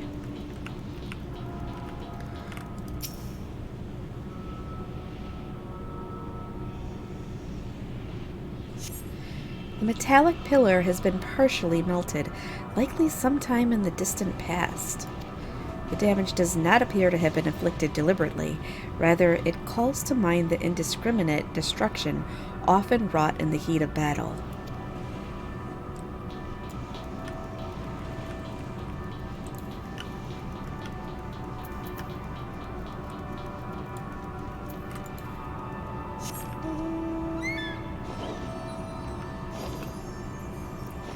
Peace. I think he's misspelled peace. I thought this hill might afford a better view of our surroundings. A poor decision in hindsight. Besides the light from the ship, all is shrouded in darkness. If Thancred is here, I'd never know it. From what I can tell, we are near the edge of an island, if you can call it that, surrounded by floating debris.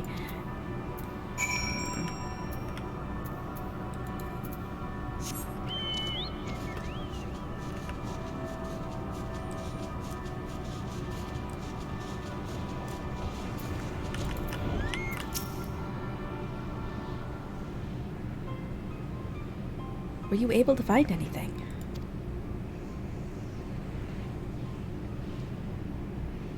As I feared, and still no trace of Thancred.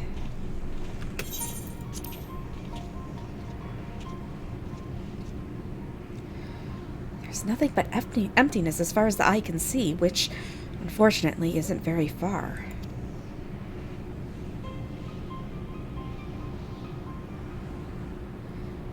Help but suspect that someone or something is here. There are times when I sense it drawing close, and then a chill washes over me, leaving me exhausted. Leaving me with feelings of death and anguish.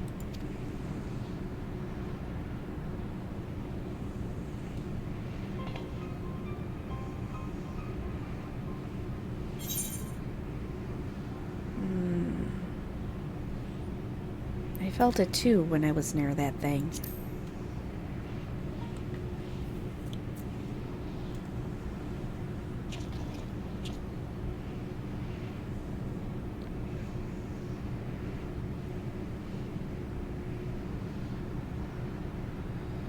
What are you talking about? There's nothing there.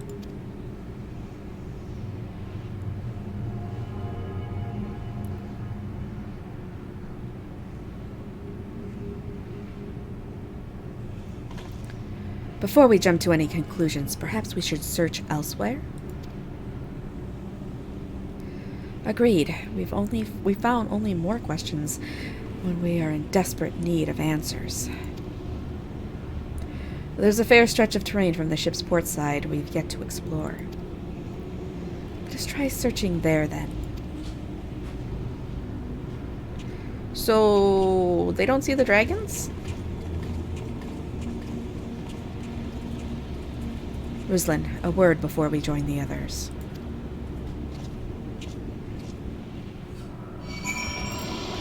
Ah, crap.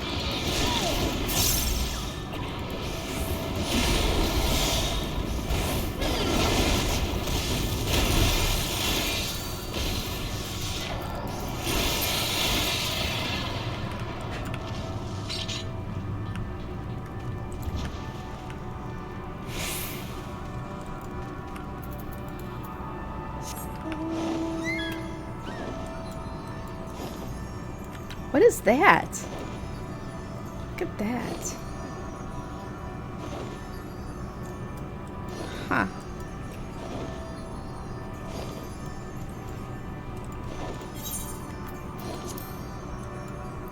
I had to! He's gonna kill me!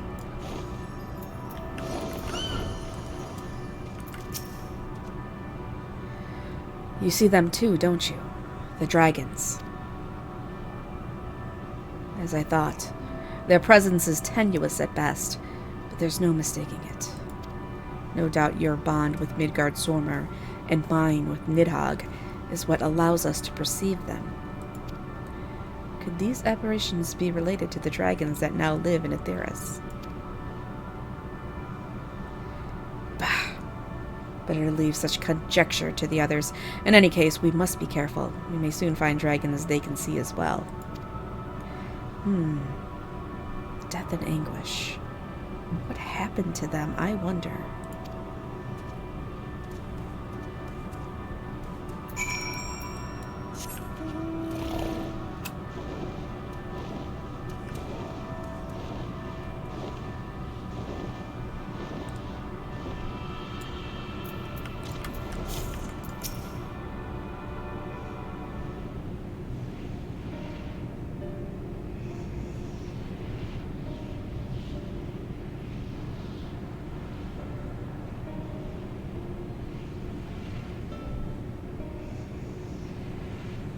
Dragons? Here?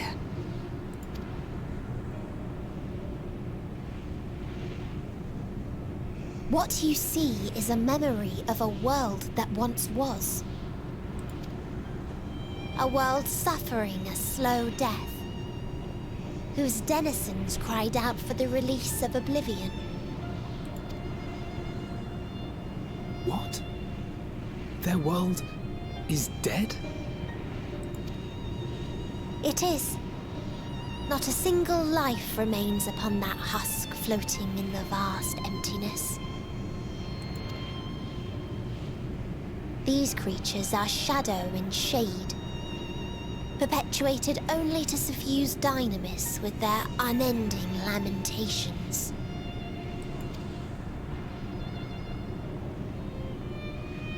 Our friend Thancred. Where is he? A strange question. He is at your side, is he not? Oh yes. He is here and there, and everywhere within this space. He would tell you himself if he had form to form words. What?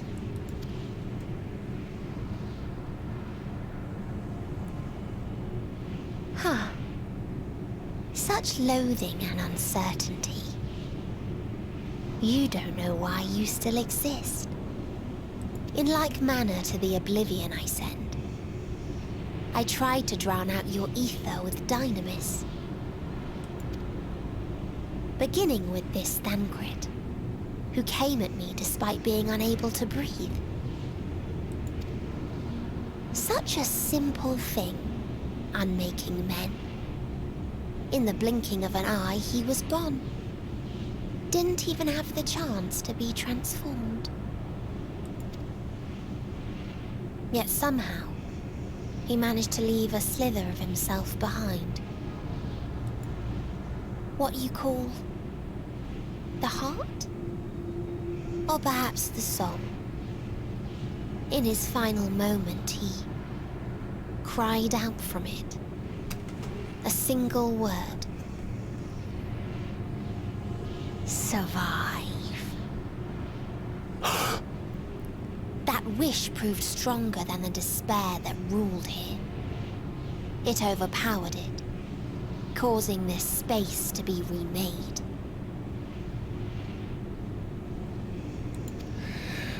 Into a place you can perceive, and where life can endure. That you draw breath is proof that his soul lives on. For how long, however, remains to be seen. No! Well then, we should hurry and tend to business.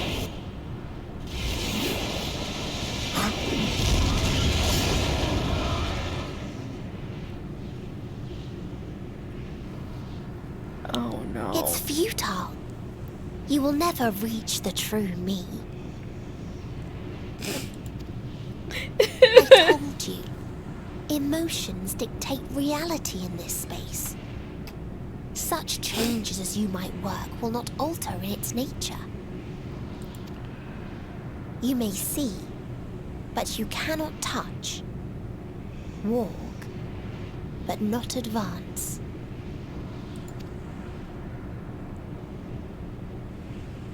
She's gone. You what? Right. Meteon holds too much sway here. Right when How do we Thancred's contend dead? with a foe who can unmake us on a whim? Thancred is dead! He died! He's just part of the universe now.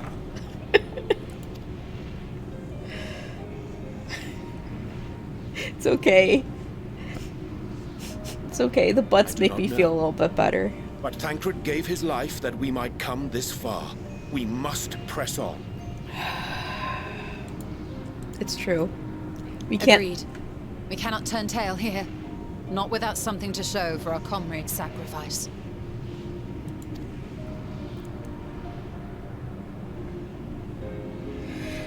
We can't let his sacrifice be in vain.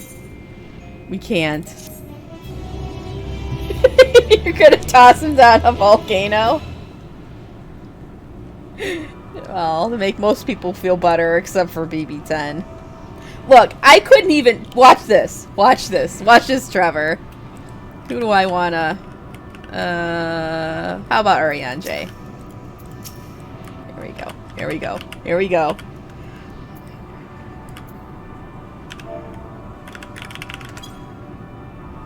Aw, I hugged him! Everything will be okay, Urianger. See? Now watch. BB-10's gonna freak out. Just because I embraced him. Alright, let's go. Soul without body, a form of being with which we are not wholly unfamiliar. Indeed, for we existed in a similar state when residing in the first. The circumstances are rather more dire than that, 'tis true, but I choose to believe he is not forever lost to us. Regardless, in sacrifice he hath afforded us a chance to prevail.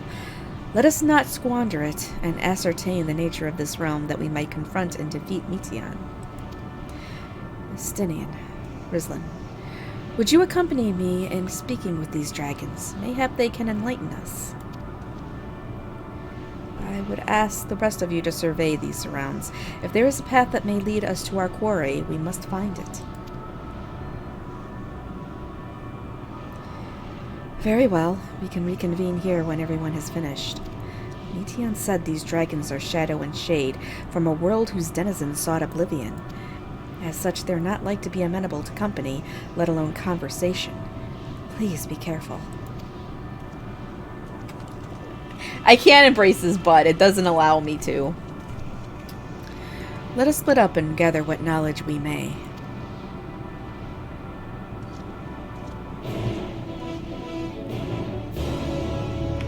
But I could do this. I think EM.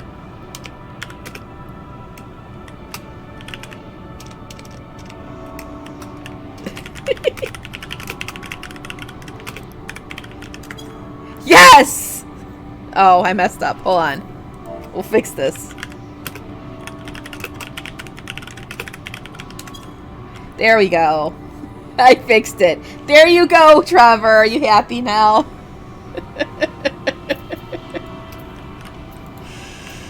Alright.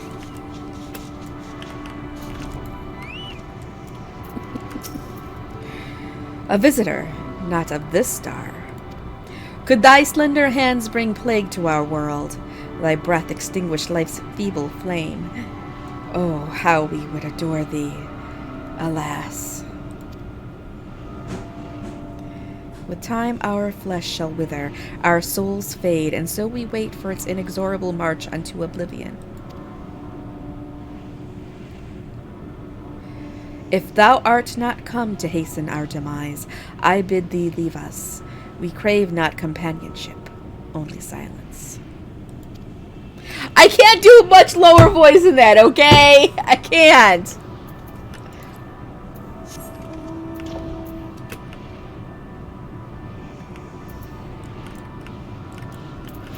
All right, I'll try a different voice with this. Beyond that veil. No, I hate this. I hate this. You guys, why you gotta do this to me? Beyond that distant veil, paradise lost. So glorious, so beautiful. We were a proud and noble race. Strength and body. We knew only love before they came. Metal monstrosities of black and silver. No bonds of blood did they share, nor conviction did they have guide them. A crushing defeat. Never had we known such shame. Stilled now are the winds, though none could fill these wings burdened with ignominy. Ignominy? Okay. We fly no more, only sink into oblivion. Alright. Wait. So these are the dragons. They were like metal and steel that came and destroyed them? Wait a second. Was it Omega? Did Omega destroy the dragons, and that's why Midgard-Sormr took this last clutch and fled that star and came to Aetheris? I think that's what's happened. I think it's what happened.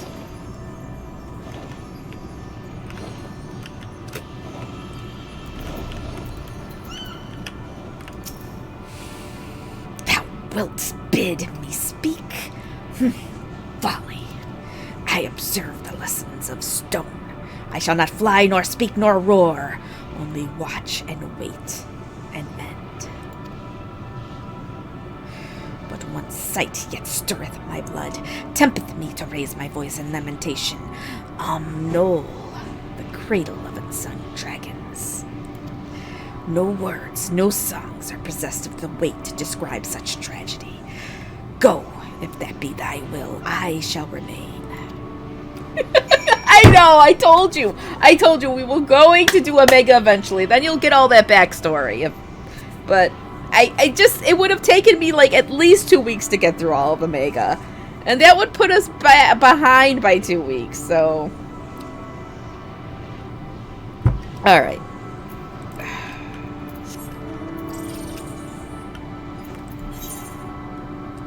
Over here. Search for the source of the dragon's woes in Amnol.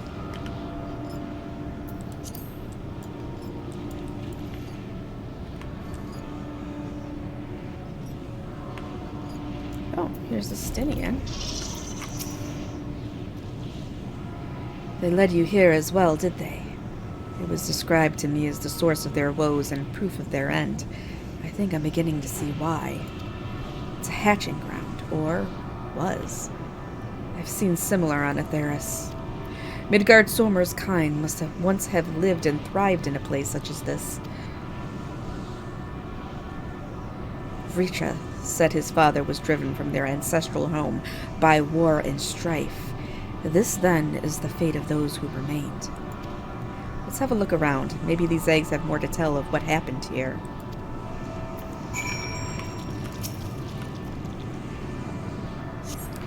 Inside the shattered egg, you find the remains of an unborn dragon. The body has already begun to decompose. The gelatinous, half-dried membrane covering the corpse suggests it failed to emerge.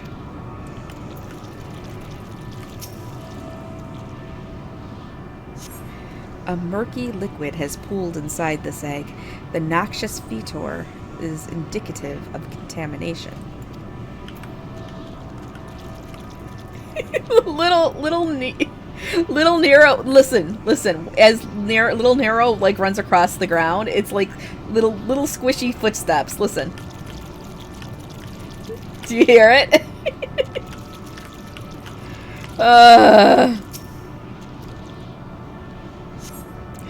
Gingerly lifting a large egg from the viscous mire, you peer inside and see a formless mass soaking in a pool of embryonic fluid.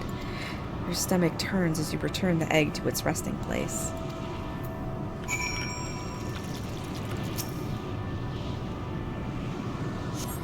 This egg appears to have been broken from the inside out. Perhaps the dragonette within succeeded in hatchling. What's this? I thought all the eggs had been ruined. The dragonette was indeed hatched. There is no sign of it here, or its sire, for that matter. We should look for them. You start with the cliff tops and I'll search the plains.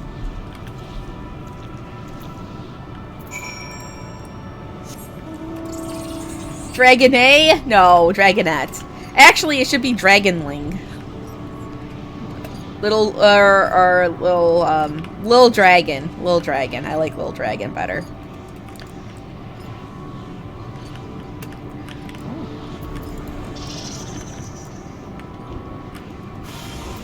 Malformed dragonette.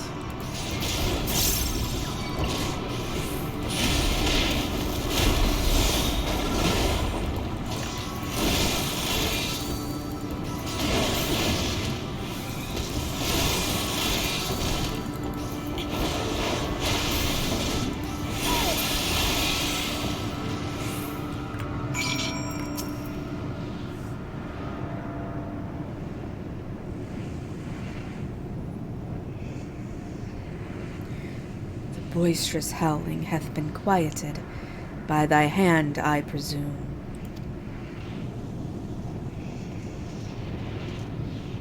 Everything all right? I thought I heard a dragon or something resembling one.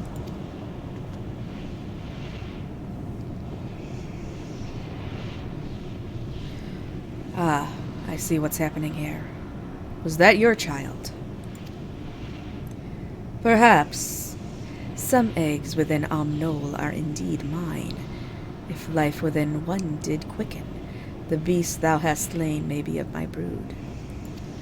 Yet I do not recognize it, twisted and malformed as it is. Not a dragon in truth, but a reminder of our failure, a testament to our shame. Explain.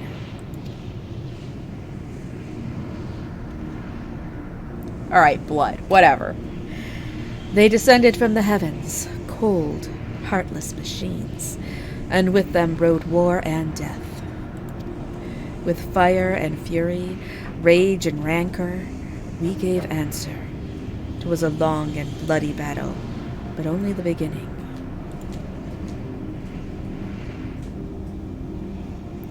Untold chaos and destruction swept over the star. In the end, the invaders were victorious. Yet when they looked upon their prize, they deemed it unfit for requisition. We were abandoned to our ruin. The survivors sought to put away their shame, to rebuild, a futile effort. In purest soil replete with ether did we once cultivate our nesting grounds, but our lands were barren, and any eggs nurtured in such desolation were fated to rot. What few survived to hatch emerge as abominations. We shall have no new progeny.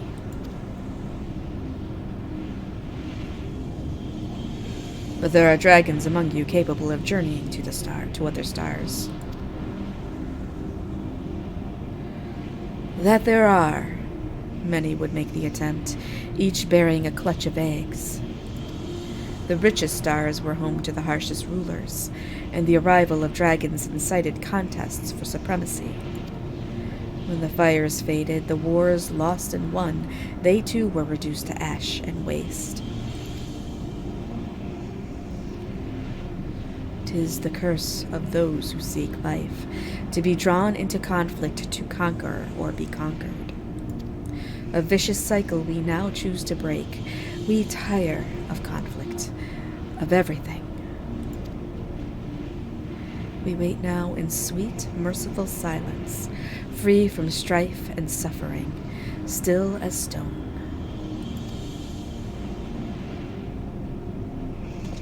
Wait! You claim your kind is doomed, but there is another star.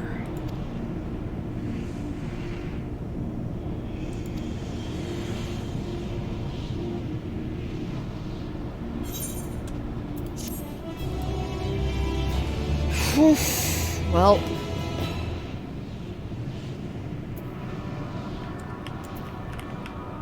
a test of will. Oh. Nice. Well, we might be able to finish this next week. We actually went through a few quests pretty quickly here.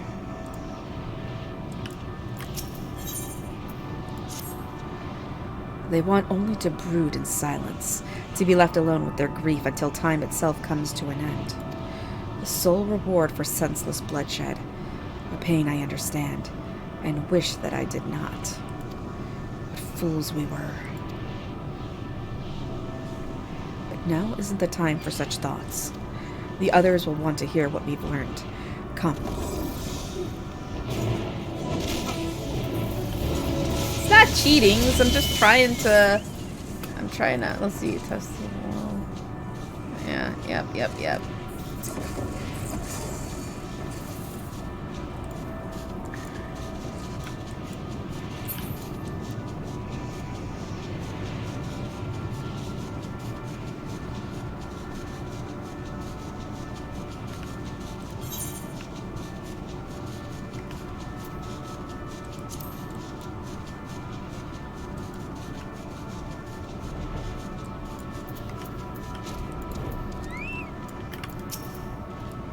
Were you able to establish any meaningful contact with the dragons?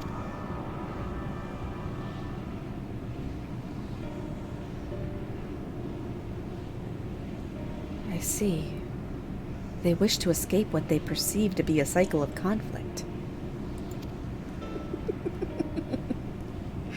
Thank you, Rislin, Estinian. As for our part, I believe we are more acutely aware of our confines than before.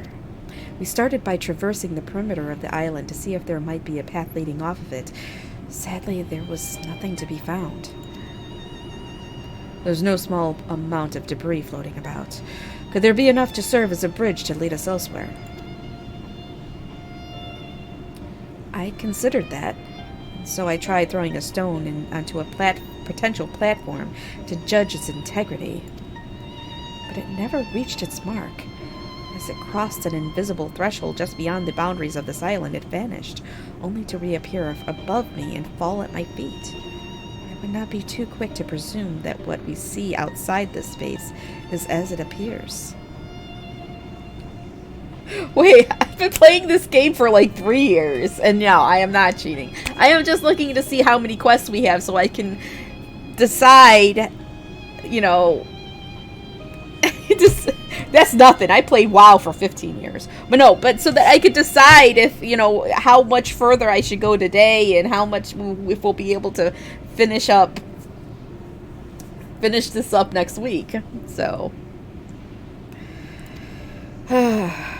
Which is why I returned to the Ragnarok and asked the Loporrits to search for a potential path. However, the ship's instruments failed to provide conclusive data on the surrounding area. Until we know more, I think it too risky to attempt flying to another island.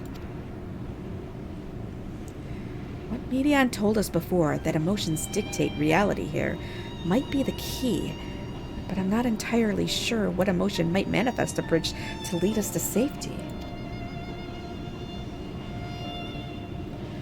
So what you're saying is, we've no way forward.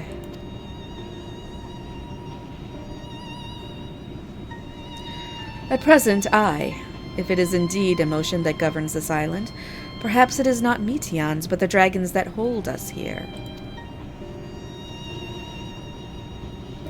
They tire of conflict and have chosen a path of oblivion to escape it. Or rather, they have chosen no path at all, meaning there is no way for the dragons or anyone here on this island to advance. Sound theory, disheartening though it may be. If that is the case, what recourse do we have? They are not like to be persuaded to help us. Their reasoning is built on a history of turmoil and strife. Without irrefutable proof, the future is not as bleak as they believe it to be. Mayhap persuasion is not the answer.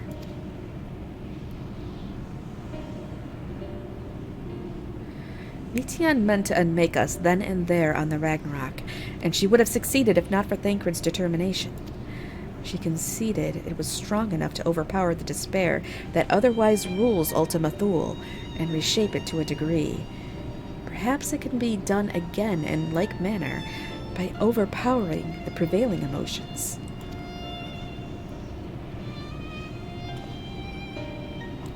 'Twas Ultima Thule's architect, Meteon herself, against whom Thancred did pit himself in a clash of wills.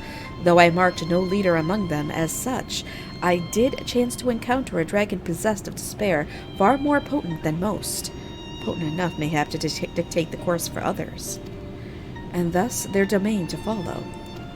He spoke but few words, carefully chosen, their tone and timbre alone threatening to rend my heart in twain. Challenging his desire to remain may allow us to alter the island upon which we stand. Alas, I fear my vaunted rhetoric availed me naught against his calcifying heart, but mayhap one of you will fare better.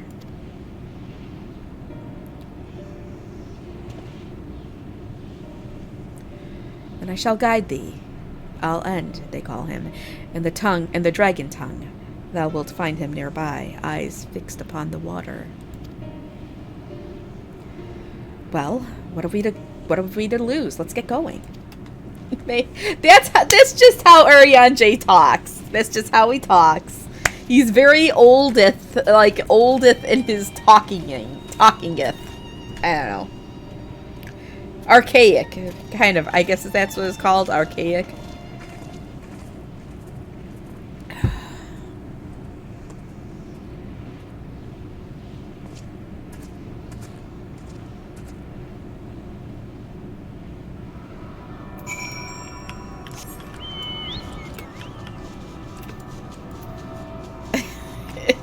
Just go with it. Just go. It's fine. It actually was worth. It was worse in a Realm Reborn. He's gotten a lot better.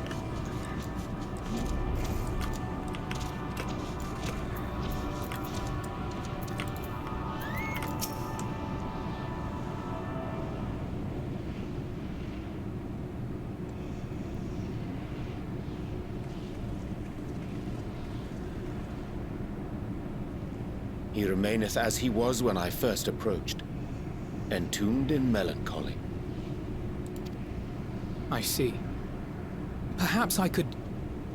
I'll handle this.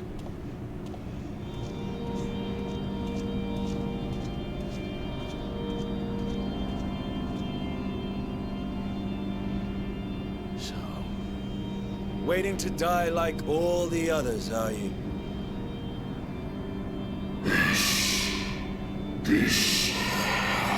Oh boy. He's talking in the dragon tongue. Our pride is crushed and our souls corrupted. The winds are stilled and the heavens offer no comfort. There is nothing left for our kind. Our long lives are cursed as we await the end. Still as stone as we shall become. No, it doesn't. So you say. Yet your kind has found a new beginning on our star. That's how I sound when I'm hawking something up. When I'm coughing up a lung. One of you braved the expanse, bearing with him a clutch of eggs. They and their children now rule our skies, their song heard by all.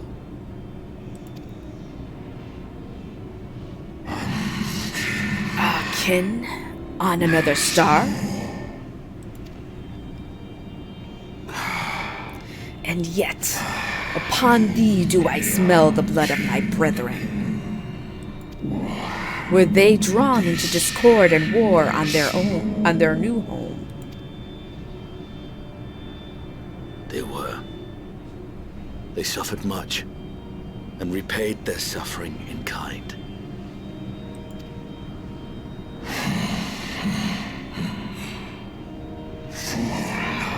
It mattereth not whither we fly. Ever will a sanguine ocean await us. Ever will retribution's wheel turn. And so, on the last of my pride as a dragon, I break free of this wheel. I renounce conflict, exile myself from the other, never again to be touched by the flames of hatred. Oh God! Had your brethren made the selfsame choice, my family might still be alive. Yet lasting peace does not come to those who simply retreat from conflict. No, you must be willing to confront it, to stare into the face of your foe, and see yourself in him. Only then can you break the cycle of torment and tragedy. This lesson, a dear friend taught me at the risk of his life. There is no nobility in your penance. You wallow in self-pity. And after everything we've endured, we will not let you stop us.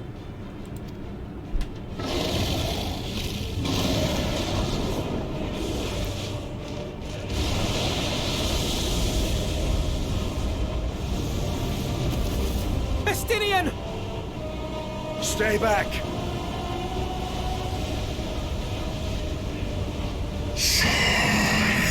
Tire of war. Tire of turmoil.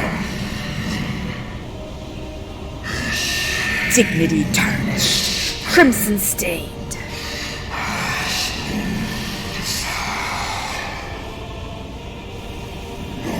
Our misery. Our shame. Too much to bear. Release us from war. From life.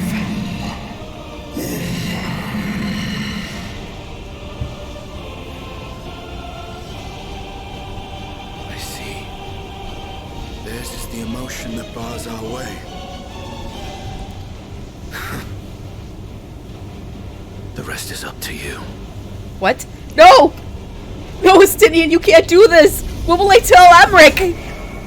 No!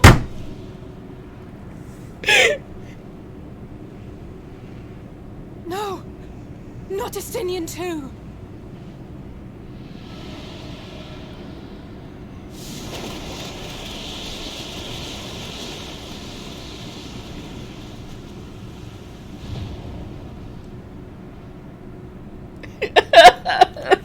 There's a wind.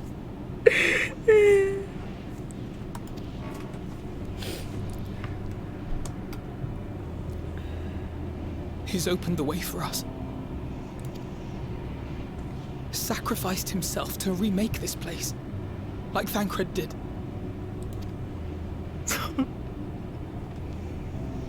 Oh, Alphino. Don't cry, Alphino.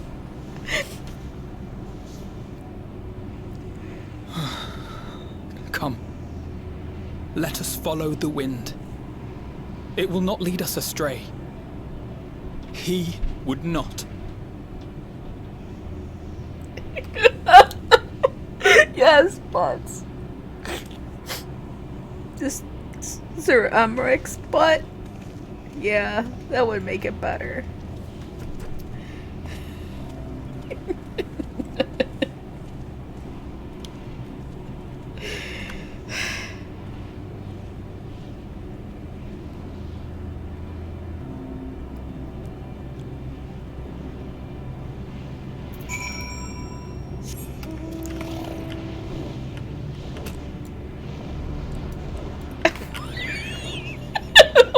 what? Man.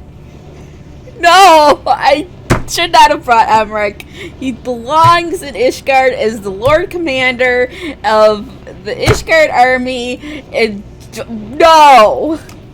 No. I do like this zone, though. It's really cool looking. Honestly, this could be like a wallpaper.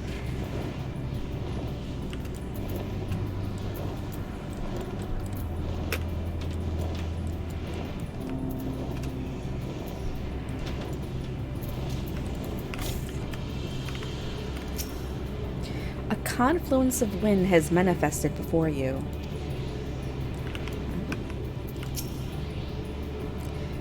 Look there, the wind.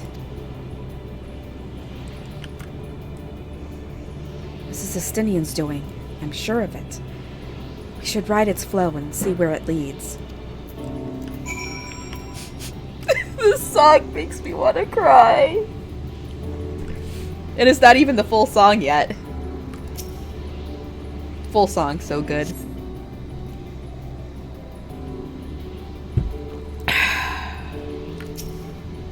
Powerful gale has delivered you to another island. The other scions should arrive before long.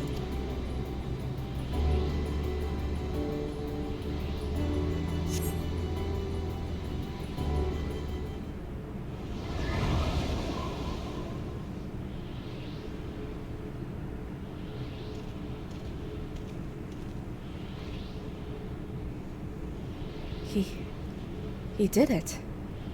He found a way forward for us.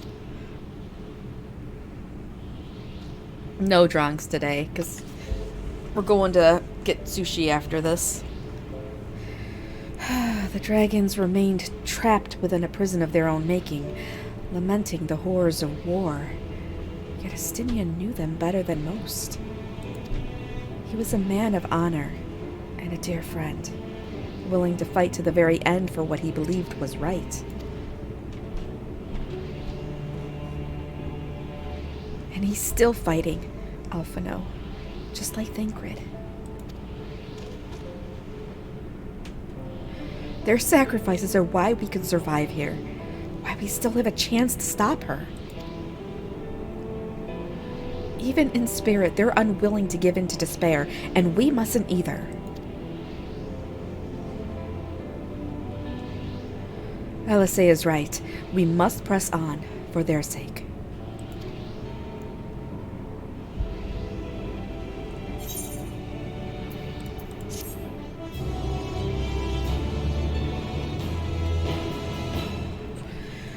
There will be drunks on Sunday. Don't worry about it, Trevor.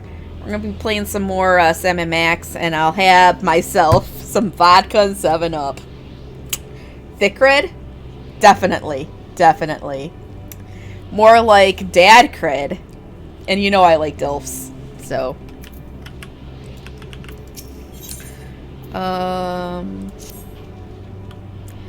As Y'shtola and Elisei said, we must continue.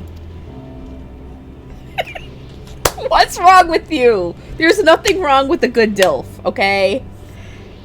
And a good drink. Notice the change in our surroundings? Perhaps this is the memory of an altogether different world. It would be prudent to learn more of it then. Tread carefully, lest we lose our footing in the sand.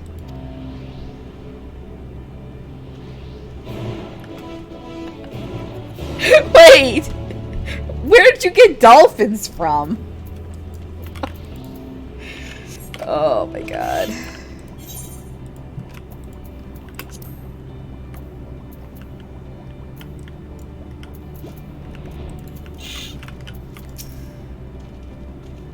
Were it not for the violet crystal embedded in its surface, it would appear as ordinary stone. A curious script hath been etched upon them. Alas, it is not a language with which I am familiar. I cannot say I recognize it either. Nor I. The dragons, from what I recall, preserve their knowledge and song and eschew the written word entirely, so we may assume this is the work of another race, one we have yet to encounter. Mityan claimed the dragon's world suffered a slow death, seeking the release of oblivion. What life we find here, like as not, doth wend its way towards a similar end. No! Dilfs! Dilfs! And dolphins are the worst. And if you want to talk about lewd, dolphins are lewd, BB10. They're lewd. Okay. What do you suppose that is over there? I'm not sure. It's hard to make out at this distance, but its surface seems to bear the same crystals as this monument.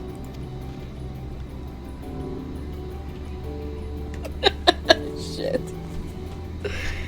Meaning there's a chance we may find whoever built them both. We should go and have a look. Come on.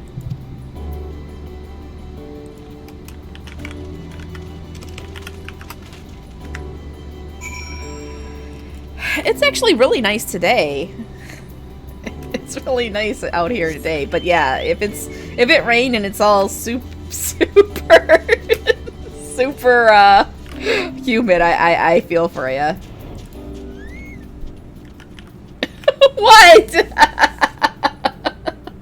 Yes, they are. Thank you, Trevor. Like, this is something that a lot of people don't know. And, like, my sister, who fucking loves dolphins, she's just like, they are the best. There's nothing. They're innocent little sweethearts. And I'm like, she don't know. She don't know. Okay. And I try saying something, and she just gets all defensive. It's like, what do you mean? It's like, okay, I'm not going to talk about how dolphins are little rapists. Sorry. Didn't mean to say that word on stream. I don't want to get kicked. I don't want to get kicked off of Twitch. Hail, travelers. This is a most unexpected occurrence. No, not mirrors. Oh, hello there. Is this your home? Indeed it is. Forgive me. I had forgotten. An exchange of introductions is expected when first meeting those with whom one is unacquainted.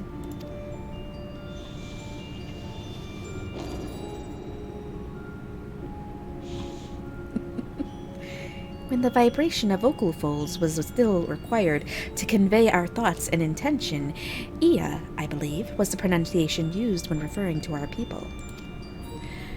Though it is not entirely applicable, given our present state, you are welcome to use this appellation. As for a nomenclature to address my individual person, I believe it would be pronounced Kafkuj. Yes, Kafkuj of the Ia. We have encountered beings that communicate intermittently through thought, but never one that is wholly without voice.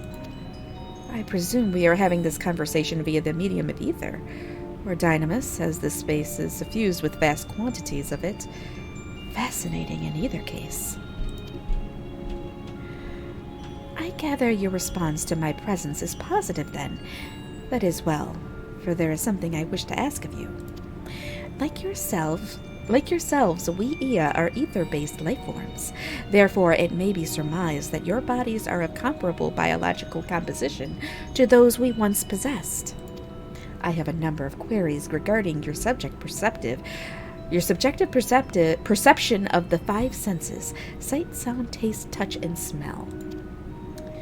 In total, I have prepared 198,712,180,827.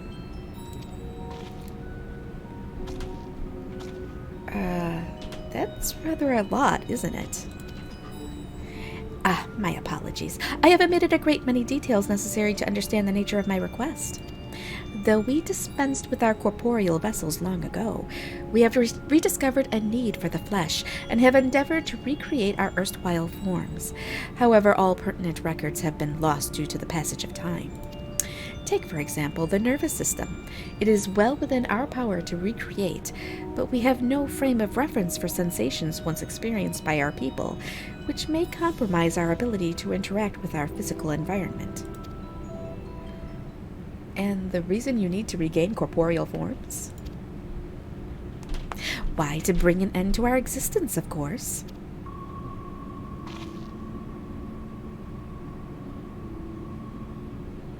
Though need is perhaps too strong a word, it would be a simple matter to unmake ourselves through use of etheric exsanguinators, but such a death seems inadequate. The traditionalists among us believe proper death requires an inescapable sense of impermanence in one's final moments, an experience found only with bodies of flesh.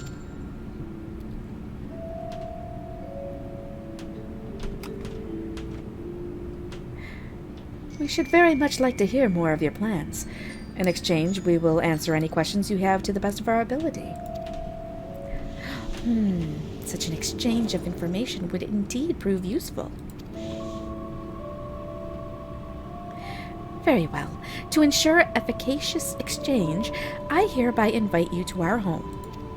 Yes, the abode of the Ia, where we traditionalists prepare for our demise. I presume your consent to answer questions is indicative of a tacit approval of our plans, in which case your cooperation is greatly appreciated. I must caution you, however, to be mindful of the Ia wandering the desert. Their desire for bodies of flesh could be described as overzealous. Now, if you would follow me.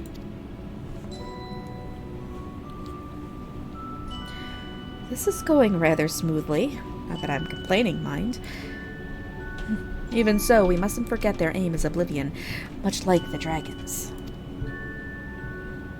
Though I fail to see why a civilization so seemingly advanced would choose to unmake all they have created. At any rate, we will find no answers dallying here. Let us be on our way. Chewie, sit down. Sit your butt down. Sit your butt down. Sit your butt down. Don't look at me like that. Don't look at me like that, Chewie. I'm gonna kick your butt. I will kick it. No! Oh my god, he's doing it again. No, Chewie. I can't play with you on me. Fine. Now I have to play one-handed.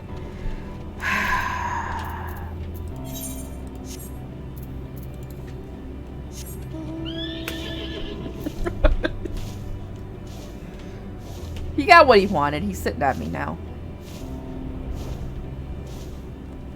But then if I don't pet him, he starts digging his claws in. He's like, come on, Ma. Where are the pets? Where are the pets, Ma?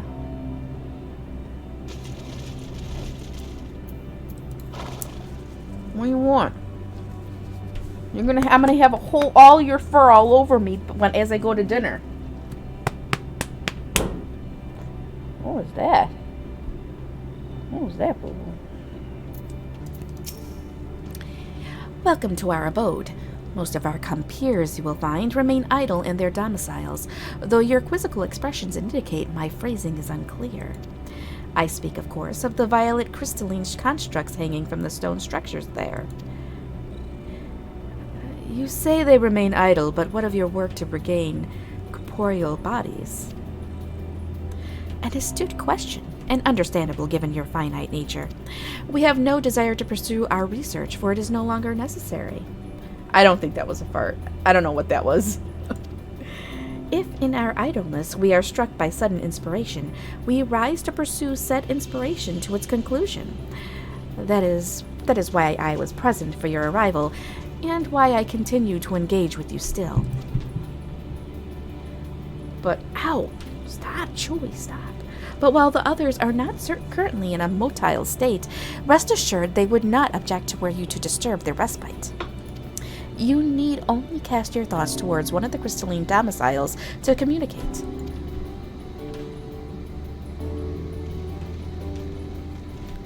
Chewie. Oh my god, yeah. Ow! What are you doing? What are you doing? No, that was not a fart. I think the husband is moving stuff around upstairs. That's probably what that was. You drove me crazy!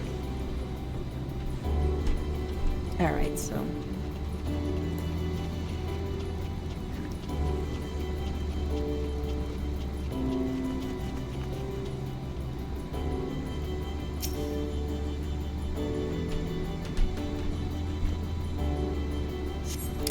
You cast your thoughts towards the crystalline domicile, but there is no response.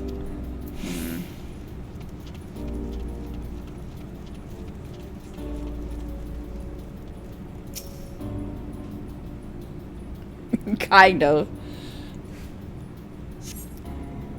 You wish to speak? Very well. Pray, a moment, if you would. Okay. Must be. He's like... He is! He has to be sitting... He has to be laying on right across my chest.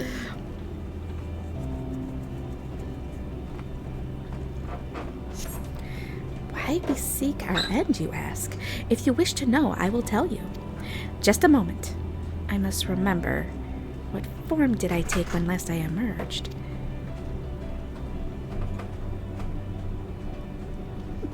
No, seriously. That's what he's thinking.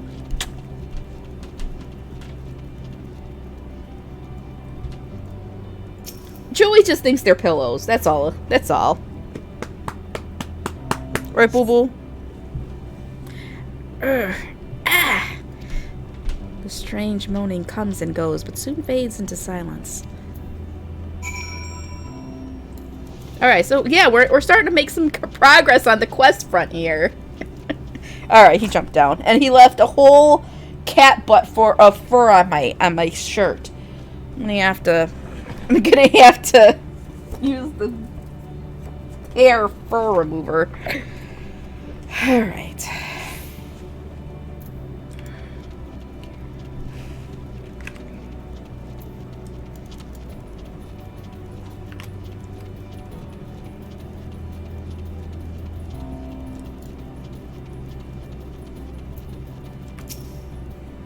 Did your inquiries yield satisfactory responses? I see. If they fail to answer, then it is likely because their minds have unraveled due to prolonged idleness. They are not but concentrated ether now. Worry not. There are others who have need of those lodgings, and they will not prove a hindrance to remain as they are. But more importantly, you said some few did answer your request for an audience, yes? I imagine they will be with us ere long. Yes. A full cat butt. I don't know about these cats.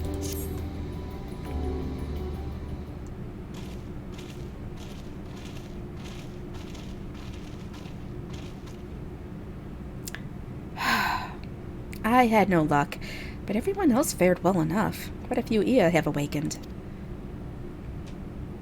Ah, there they are.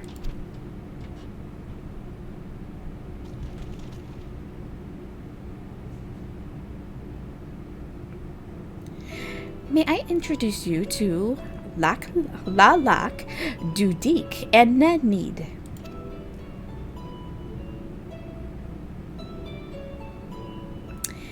It has been too long, Kafkuch. I dare say Saturn IV has since completed an orbit.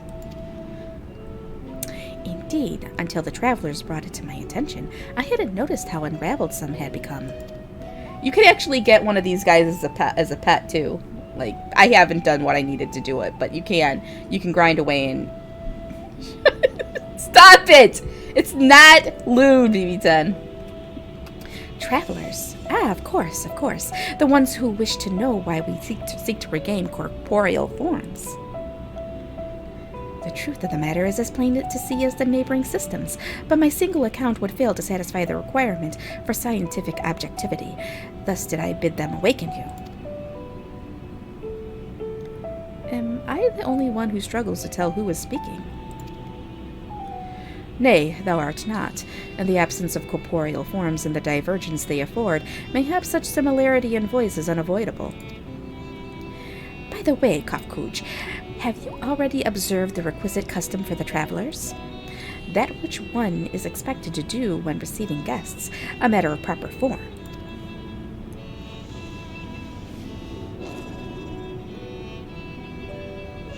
Ah, yes, so long has it been.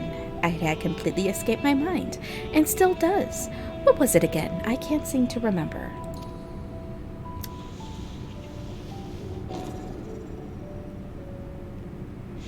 Neither do I. Pity, I was hoping you would. Perhaps we can search the archives for the answers. Come now, Nenij. The archives have long been frozen. Lest we subject ourselves to further dolor, surely you recall that much. They are pretty adorable, aren't they? Ah, of course. Food. The custom is to serve food. Beings of flesh such as they must regularly replenish their ether. By contributing to their replenishment, we communicate our friendly intention. That's right, that's right! We duly invite you to join us in communal repast, after which we may engage in leisurely conversation. If we have a chance to learn something, then I see no reason to decline. Excellent. If you would care to follow, we shall feast you on the purest ether.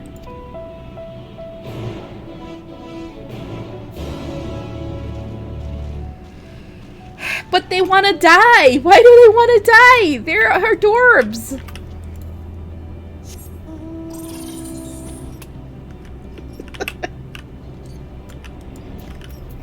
Kapkuj isn't lewd.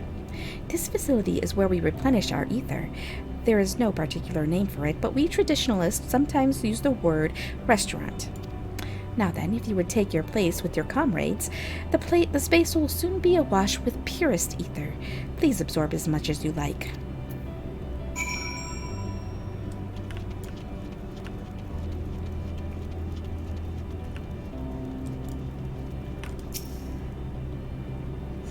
Whatever.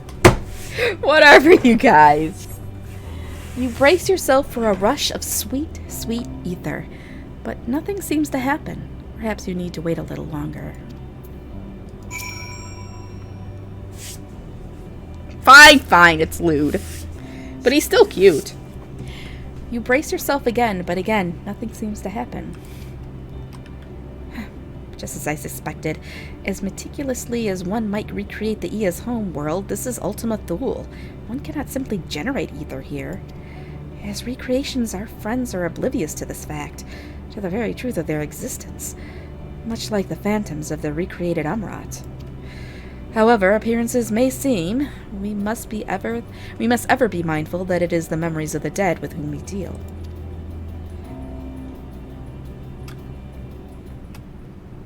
No, it's not. This is not. Did you watch me play LaFleur Sword? Did you watch me play LaFleur Sword? Oh god, that game was horrible.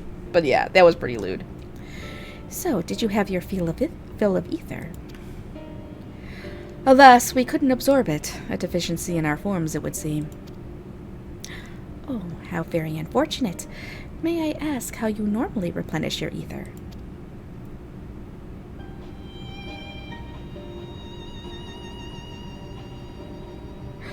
Through your mouths, you say? How very primitive and quaint. To think that their mouths serve not only to expel sound, but draw in sustenance besides. Such life forms have long since vanished from our systems.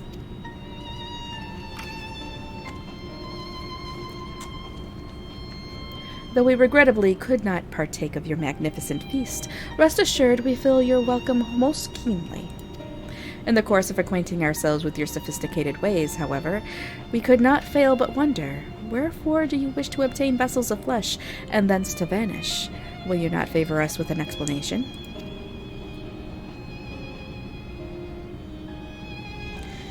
You flesh and blood beings are always so hasty. It does have its charm, however. Very well, we shall indulge you. In the beginning, when the Ia yet possessed corporeal bodies, our ancestors dedicated themselves to the pursuit of knowledge and technological advancements. By transcending all limitations, we believed we would eliminate sorrow and abide in true happiness. From the tangible such as land to the intangible such as labor, there exist myriad hindrances to progress, but the most confining of all was the flesh itself. Our natural lifespan was distressingly middling, you see. Too short to enjoy unhurried lives, yet too long to be considered disposable. Furthermore, to simply maintain the integrity of our bodies demanded considerable resources. But we managed to solve this problem. After long years, we discovered how to become non-corporeal entities with everlasting lives, untroubled by the failures of the flesh. Thus changed, we had more time and freedom to continue our scientific pursuits. We went on to make ever greater strides in our quest to transcend all limitations, until we finally decided to challenge the last of them all, the limit of knowledge. That is to say, deciphering the laws of creation. We sought to discover how the universe came into being and explain all extant phenomena, and thence predict the future. If we could but achieve this, we believed that we would be free from uncertainty and anxiety.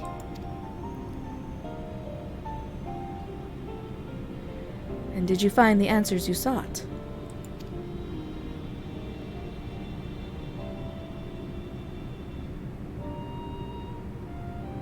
Yes, we did. Our efforts revealed to us a fundamental truth. Knowledge of said truth is essential to the continuation of our conversation. If you would learn more, we will share it with you. No, we mustn't. Primitive as they are, it would be unspeakably cruel to deprive them of their ignorance. They are possessed of corporeal forms, their lives readily ended. As those who have gone before, it is not our duty to warn them. Is it not our duty to warn them? What thinkest thou?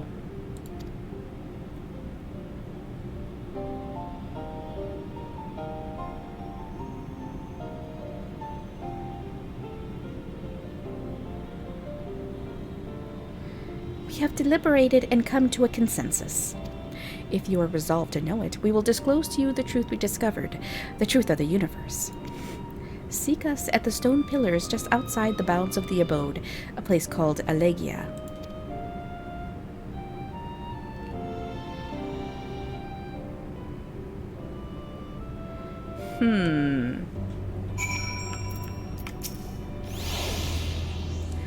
A fundamental truth. We will hear it, of course. Let us learn what has led such an enlightened people to this indolent end. Yes! Do you know what's coming, BB10? I think you know what's coming. Ere we join the Ia, there is one trifling matter I would fain investigate. Rizlan, Grahatia, might I trouble you for your assistance? But of course. My thanks. We shall head outside the abode if you would kindly follow me. I know not what mischief you are plotting, Arianje, but I trust you have our best interests at heart. The rest of us shall go on ahead to Allegia, or Allegia, I don't know how to say that. Lest you worry, we won't start without you.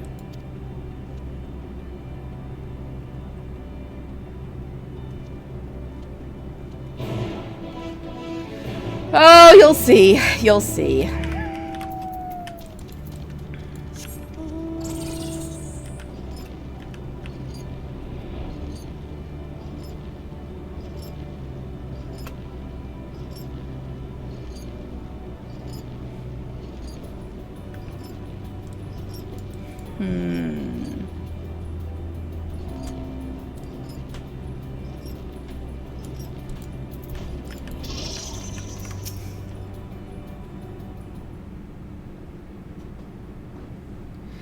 Aye, this place shall serve.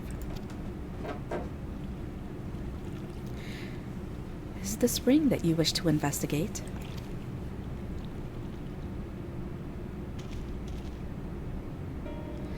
Pray forgive me, my friends, but there is naught to investigate. It was but a pretense to speak in private.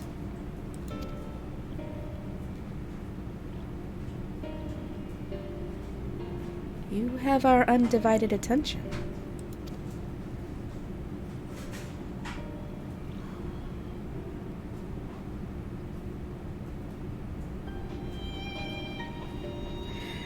As we have established here in Ultima Thule, those denizens of ruined stars are recreated in their twilight days.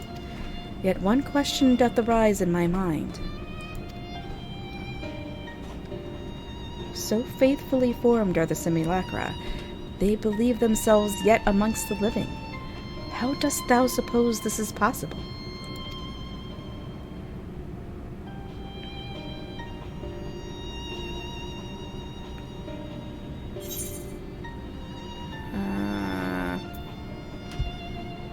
Mitian has taken their hearts unto herself?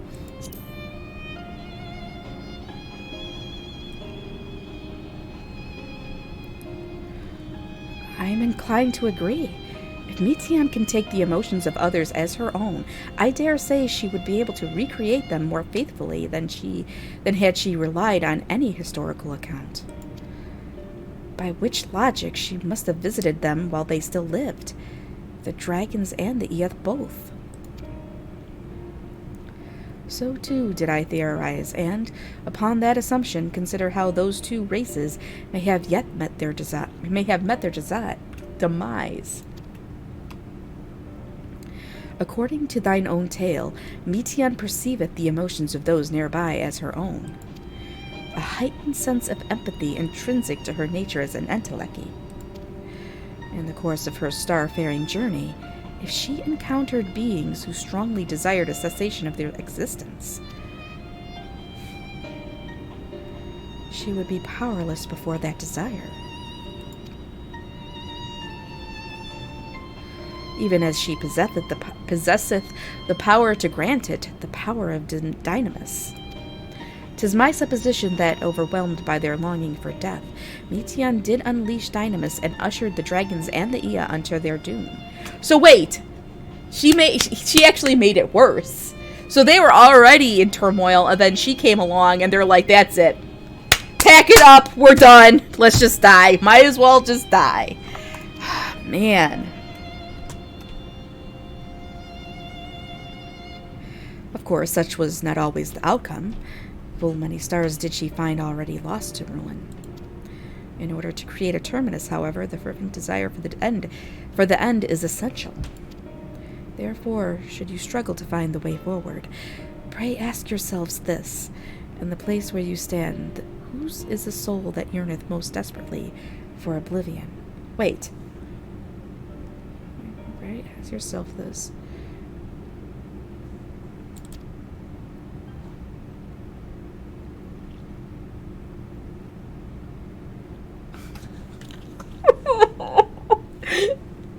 Listen, this is why this expansion made me love Urianger.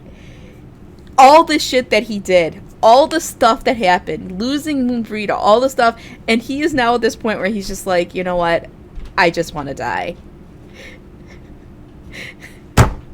Like, Urianger wants to die. Oh my god, no. Why do you tell us this now?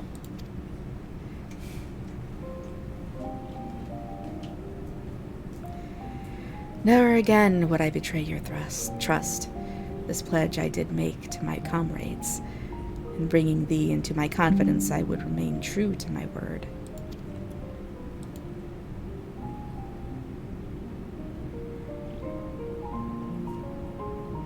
As for thee, let us consider it my fitting reward for the secrets I harbored for the Crystal Exarch.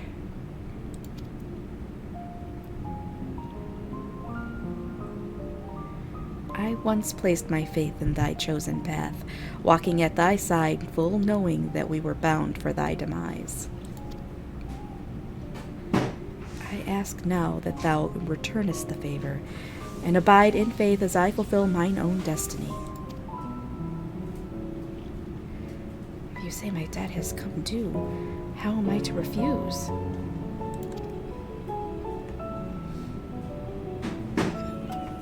You know what, Trevor? It's actually true. It's actually true. Hermes did accidentally commit mass genocide for the universe. And it was an accident. He didn't mean it. Oh, shit. Anyways. 'Tis indelicate of me, I know full well, and I can but beg thy forgiveness. Yet even if I must needs go to such lengths, I cannot well feign ignorance of the answer I have found within. The answer to the question, at what moment might I stand strongest?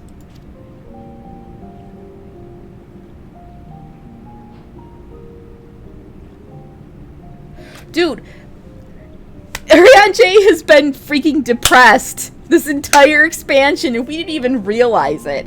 Like, no wonder he got drunk. No wonder he got smashed. He just, oh man. I take back all the bad things I said about him.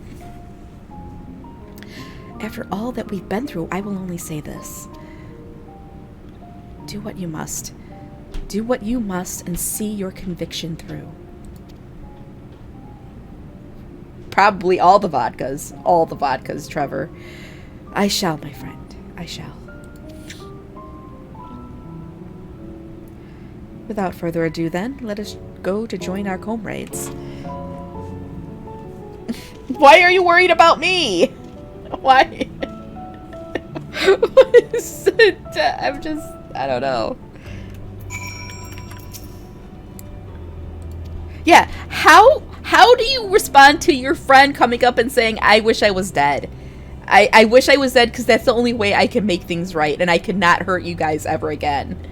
I'm not drunk. I'm not drinking anything other than a coffee. Let us be off too, to Elagea.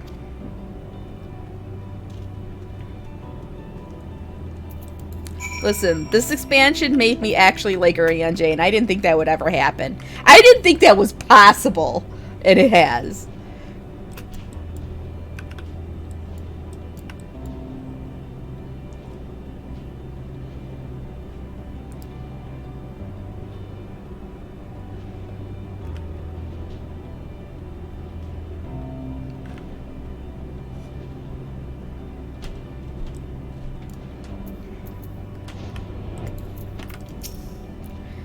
It seems everyone is accounted for. Shall we, then?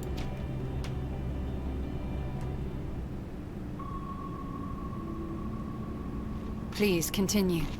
Tell us about this truth you discovered. Very well. Oh, wow. Bear in mind, however, that the purpose of this conversation is not to impart scholarly knowledge, for such requires that you comprehend the subject matter, which you will not. We will forego the intricacies of our scientific methodology and deal only with the conclusion, the end of our society and our world. We acknowledge, with regret, that your star is in the midst of the same panic-induced cataclysm that befell Deneb 3. As such, in order to avoid causing undue distress, we will refrain from explicitly stating how much time you have remaining. You are entirely too kind. I pray you recount your tale as you see fit.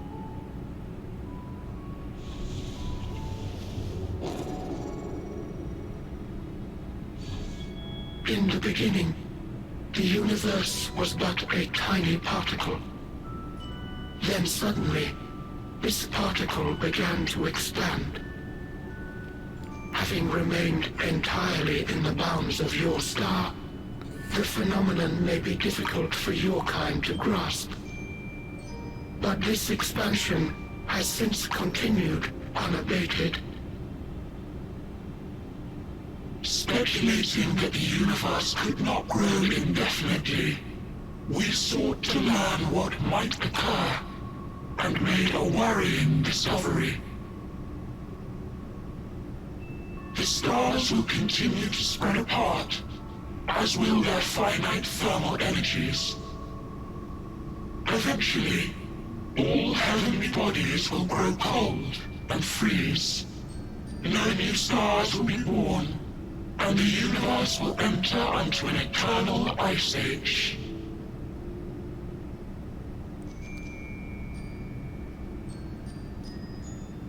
Yes, pretty much. In hopes of proving that this determination was erroneous, we scrutinized our research from all angles, even as we sought to avert the everlasting winter.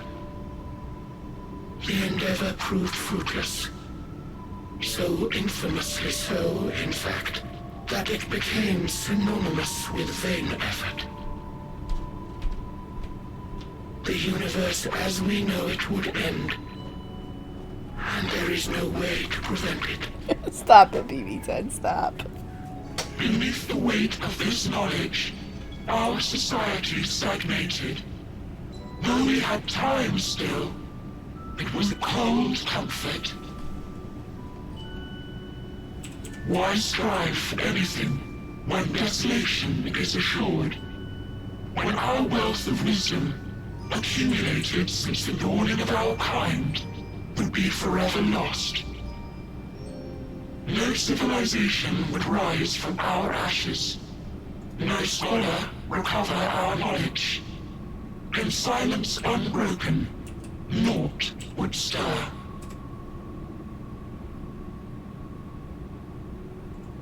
Intellect was once our pride. Overnight, it became our shame. Our works, monuments to futility. Immortality, our greatest invention, became a source of suffering. Rather than suffer on, many chose to unmake themselves by means of etheric exsanguinators.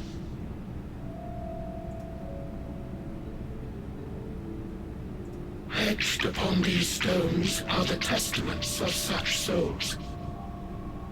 Though many left no words at all, thinking it a pointless gesture. Once we have obtained vessels of flesh, we likewise intend to vanish. If you understand this, understand aught of our tale, you will abandon your quest for knowledge. Ignorance truly is bliss. If you would cling to your illusory happiness, remain primitive and pure. It is the only way.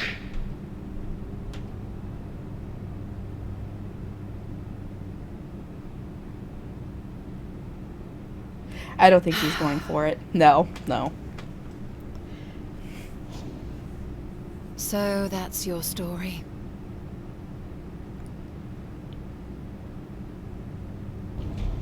While I appreciate your advice, I will not heed it. Convinced though you may be of this truth, it is yours and not mine. Indeed, truth, I have ever believed, is in the eye of the beholder. Are you suggesting that we have reached a faulty conclusion? That our science failed us? Hardly. As you yourself said, the subject matter is beyond my comprehension. And that, I accept, is true. I do not possess the knowledge to prove or disprove your conclusion. In my mortal years, I doubt I could even approach the wisdom of the Air. But of one thing am I absolutely certain. I would not be happier in ignorance. Y'shtola, no! You mustn't!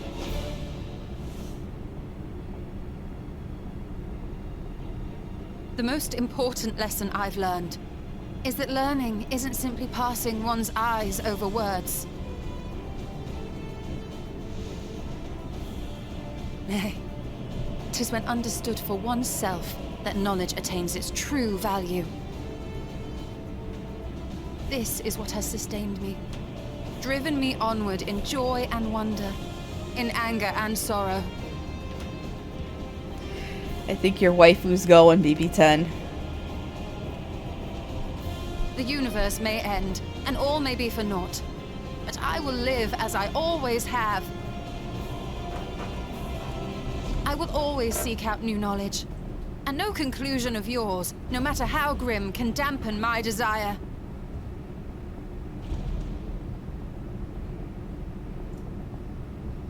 I suppose it is only to be expected. Their feeble minds cannot fathom the terrifying gravity of it all. But worry not.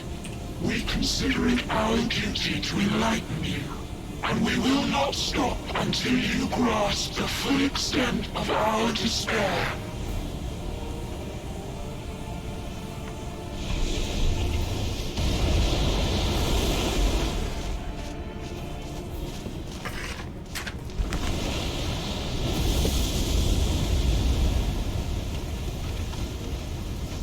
Keep calm and listen well.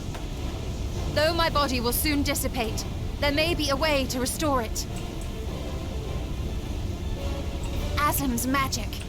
So long as our souls remain, you can use it to summon us back. But you mustn't, for it would mean losing our way forward. This I only reveal so that you can promise not to invoke the magic. We came here knowing what victory may cost, so press on. Press on, and do not look back. Well, then why tell us anyway? You just know we're gonna use it.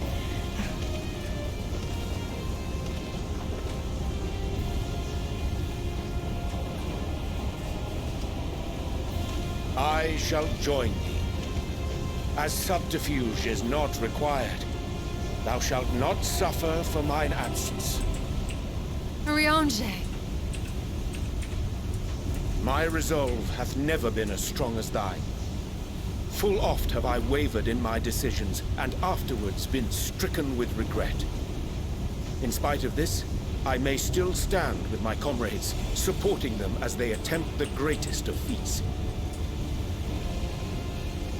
This truth I have learned in the course of our journey. And many though my shortcomings may be, I may also claim to excel in prophecies. My studies, into which have granted me the flexibility of mind needed to bend this malleable reality.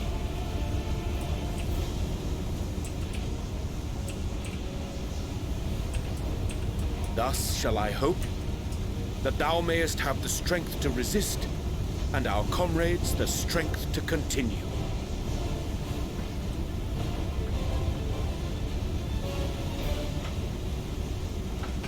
With you to urge us on, how could we possibly fail?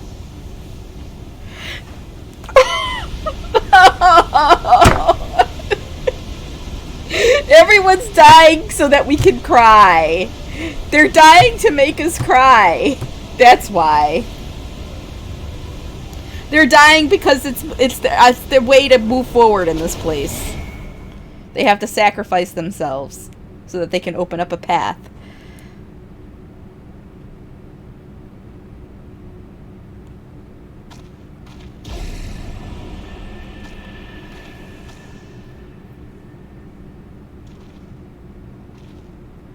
What's this? An extinguished civilization. Rekindled.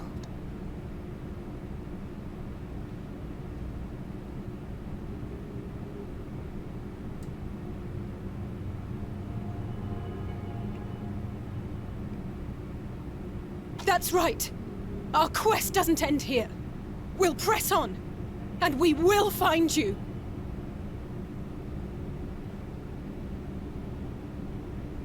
There.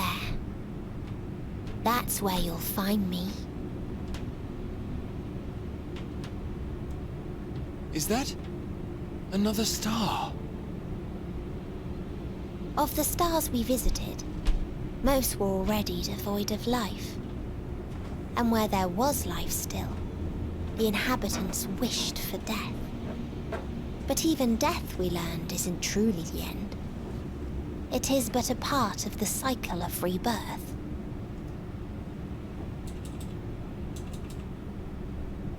Souls return to the star, or in its absence, a larger flow.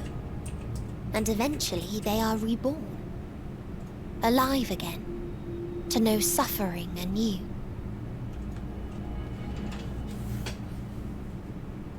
True salvation lies not in dying. It lies in not being born. This is the gift I would give to you. To all life on beautiful Aetheris. To that end, we created an egg wherein life cannot quicken. That dead sun.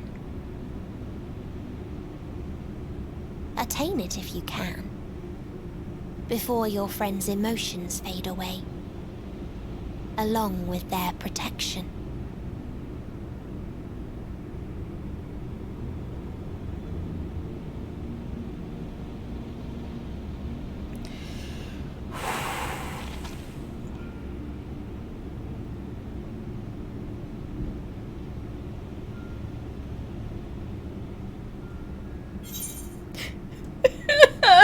You guys! Why? Why do they have to die? Oh, I mean, I know why they have to die, but still. I like the names of these quests. Like, this one is Victory Lost, but it's like with Greek letters and all weird. But anyways, I actually think this is a good place to stop.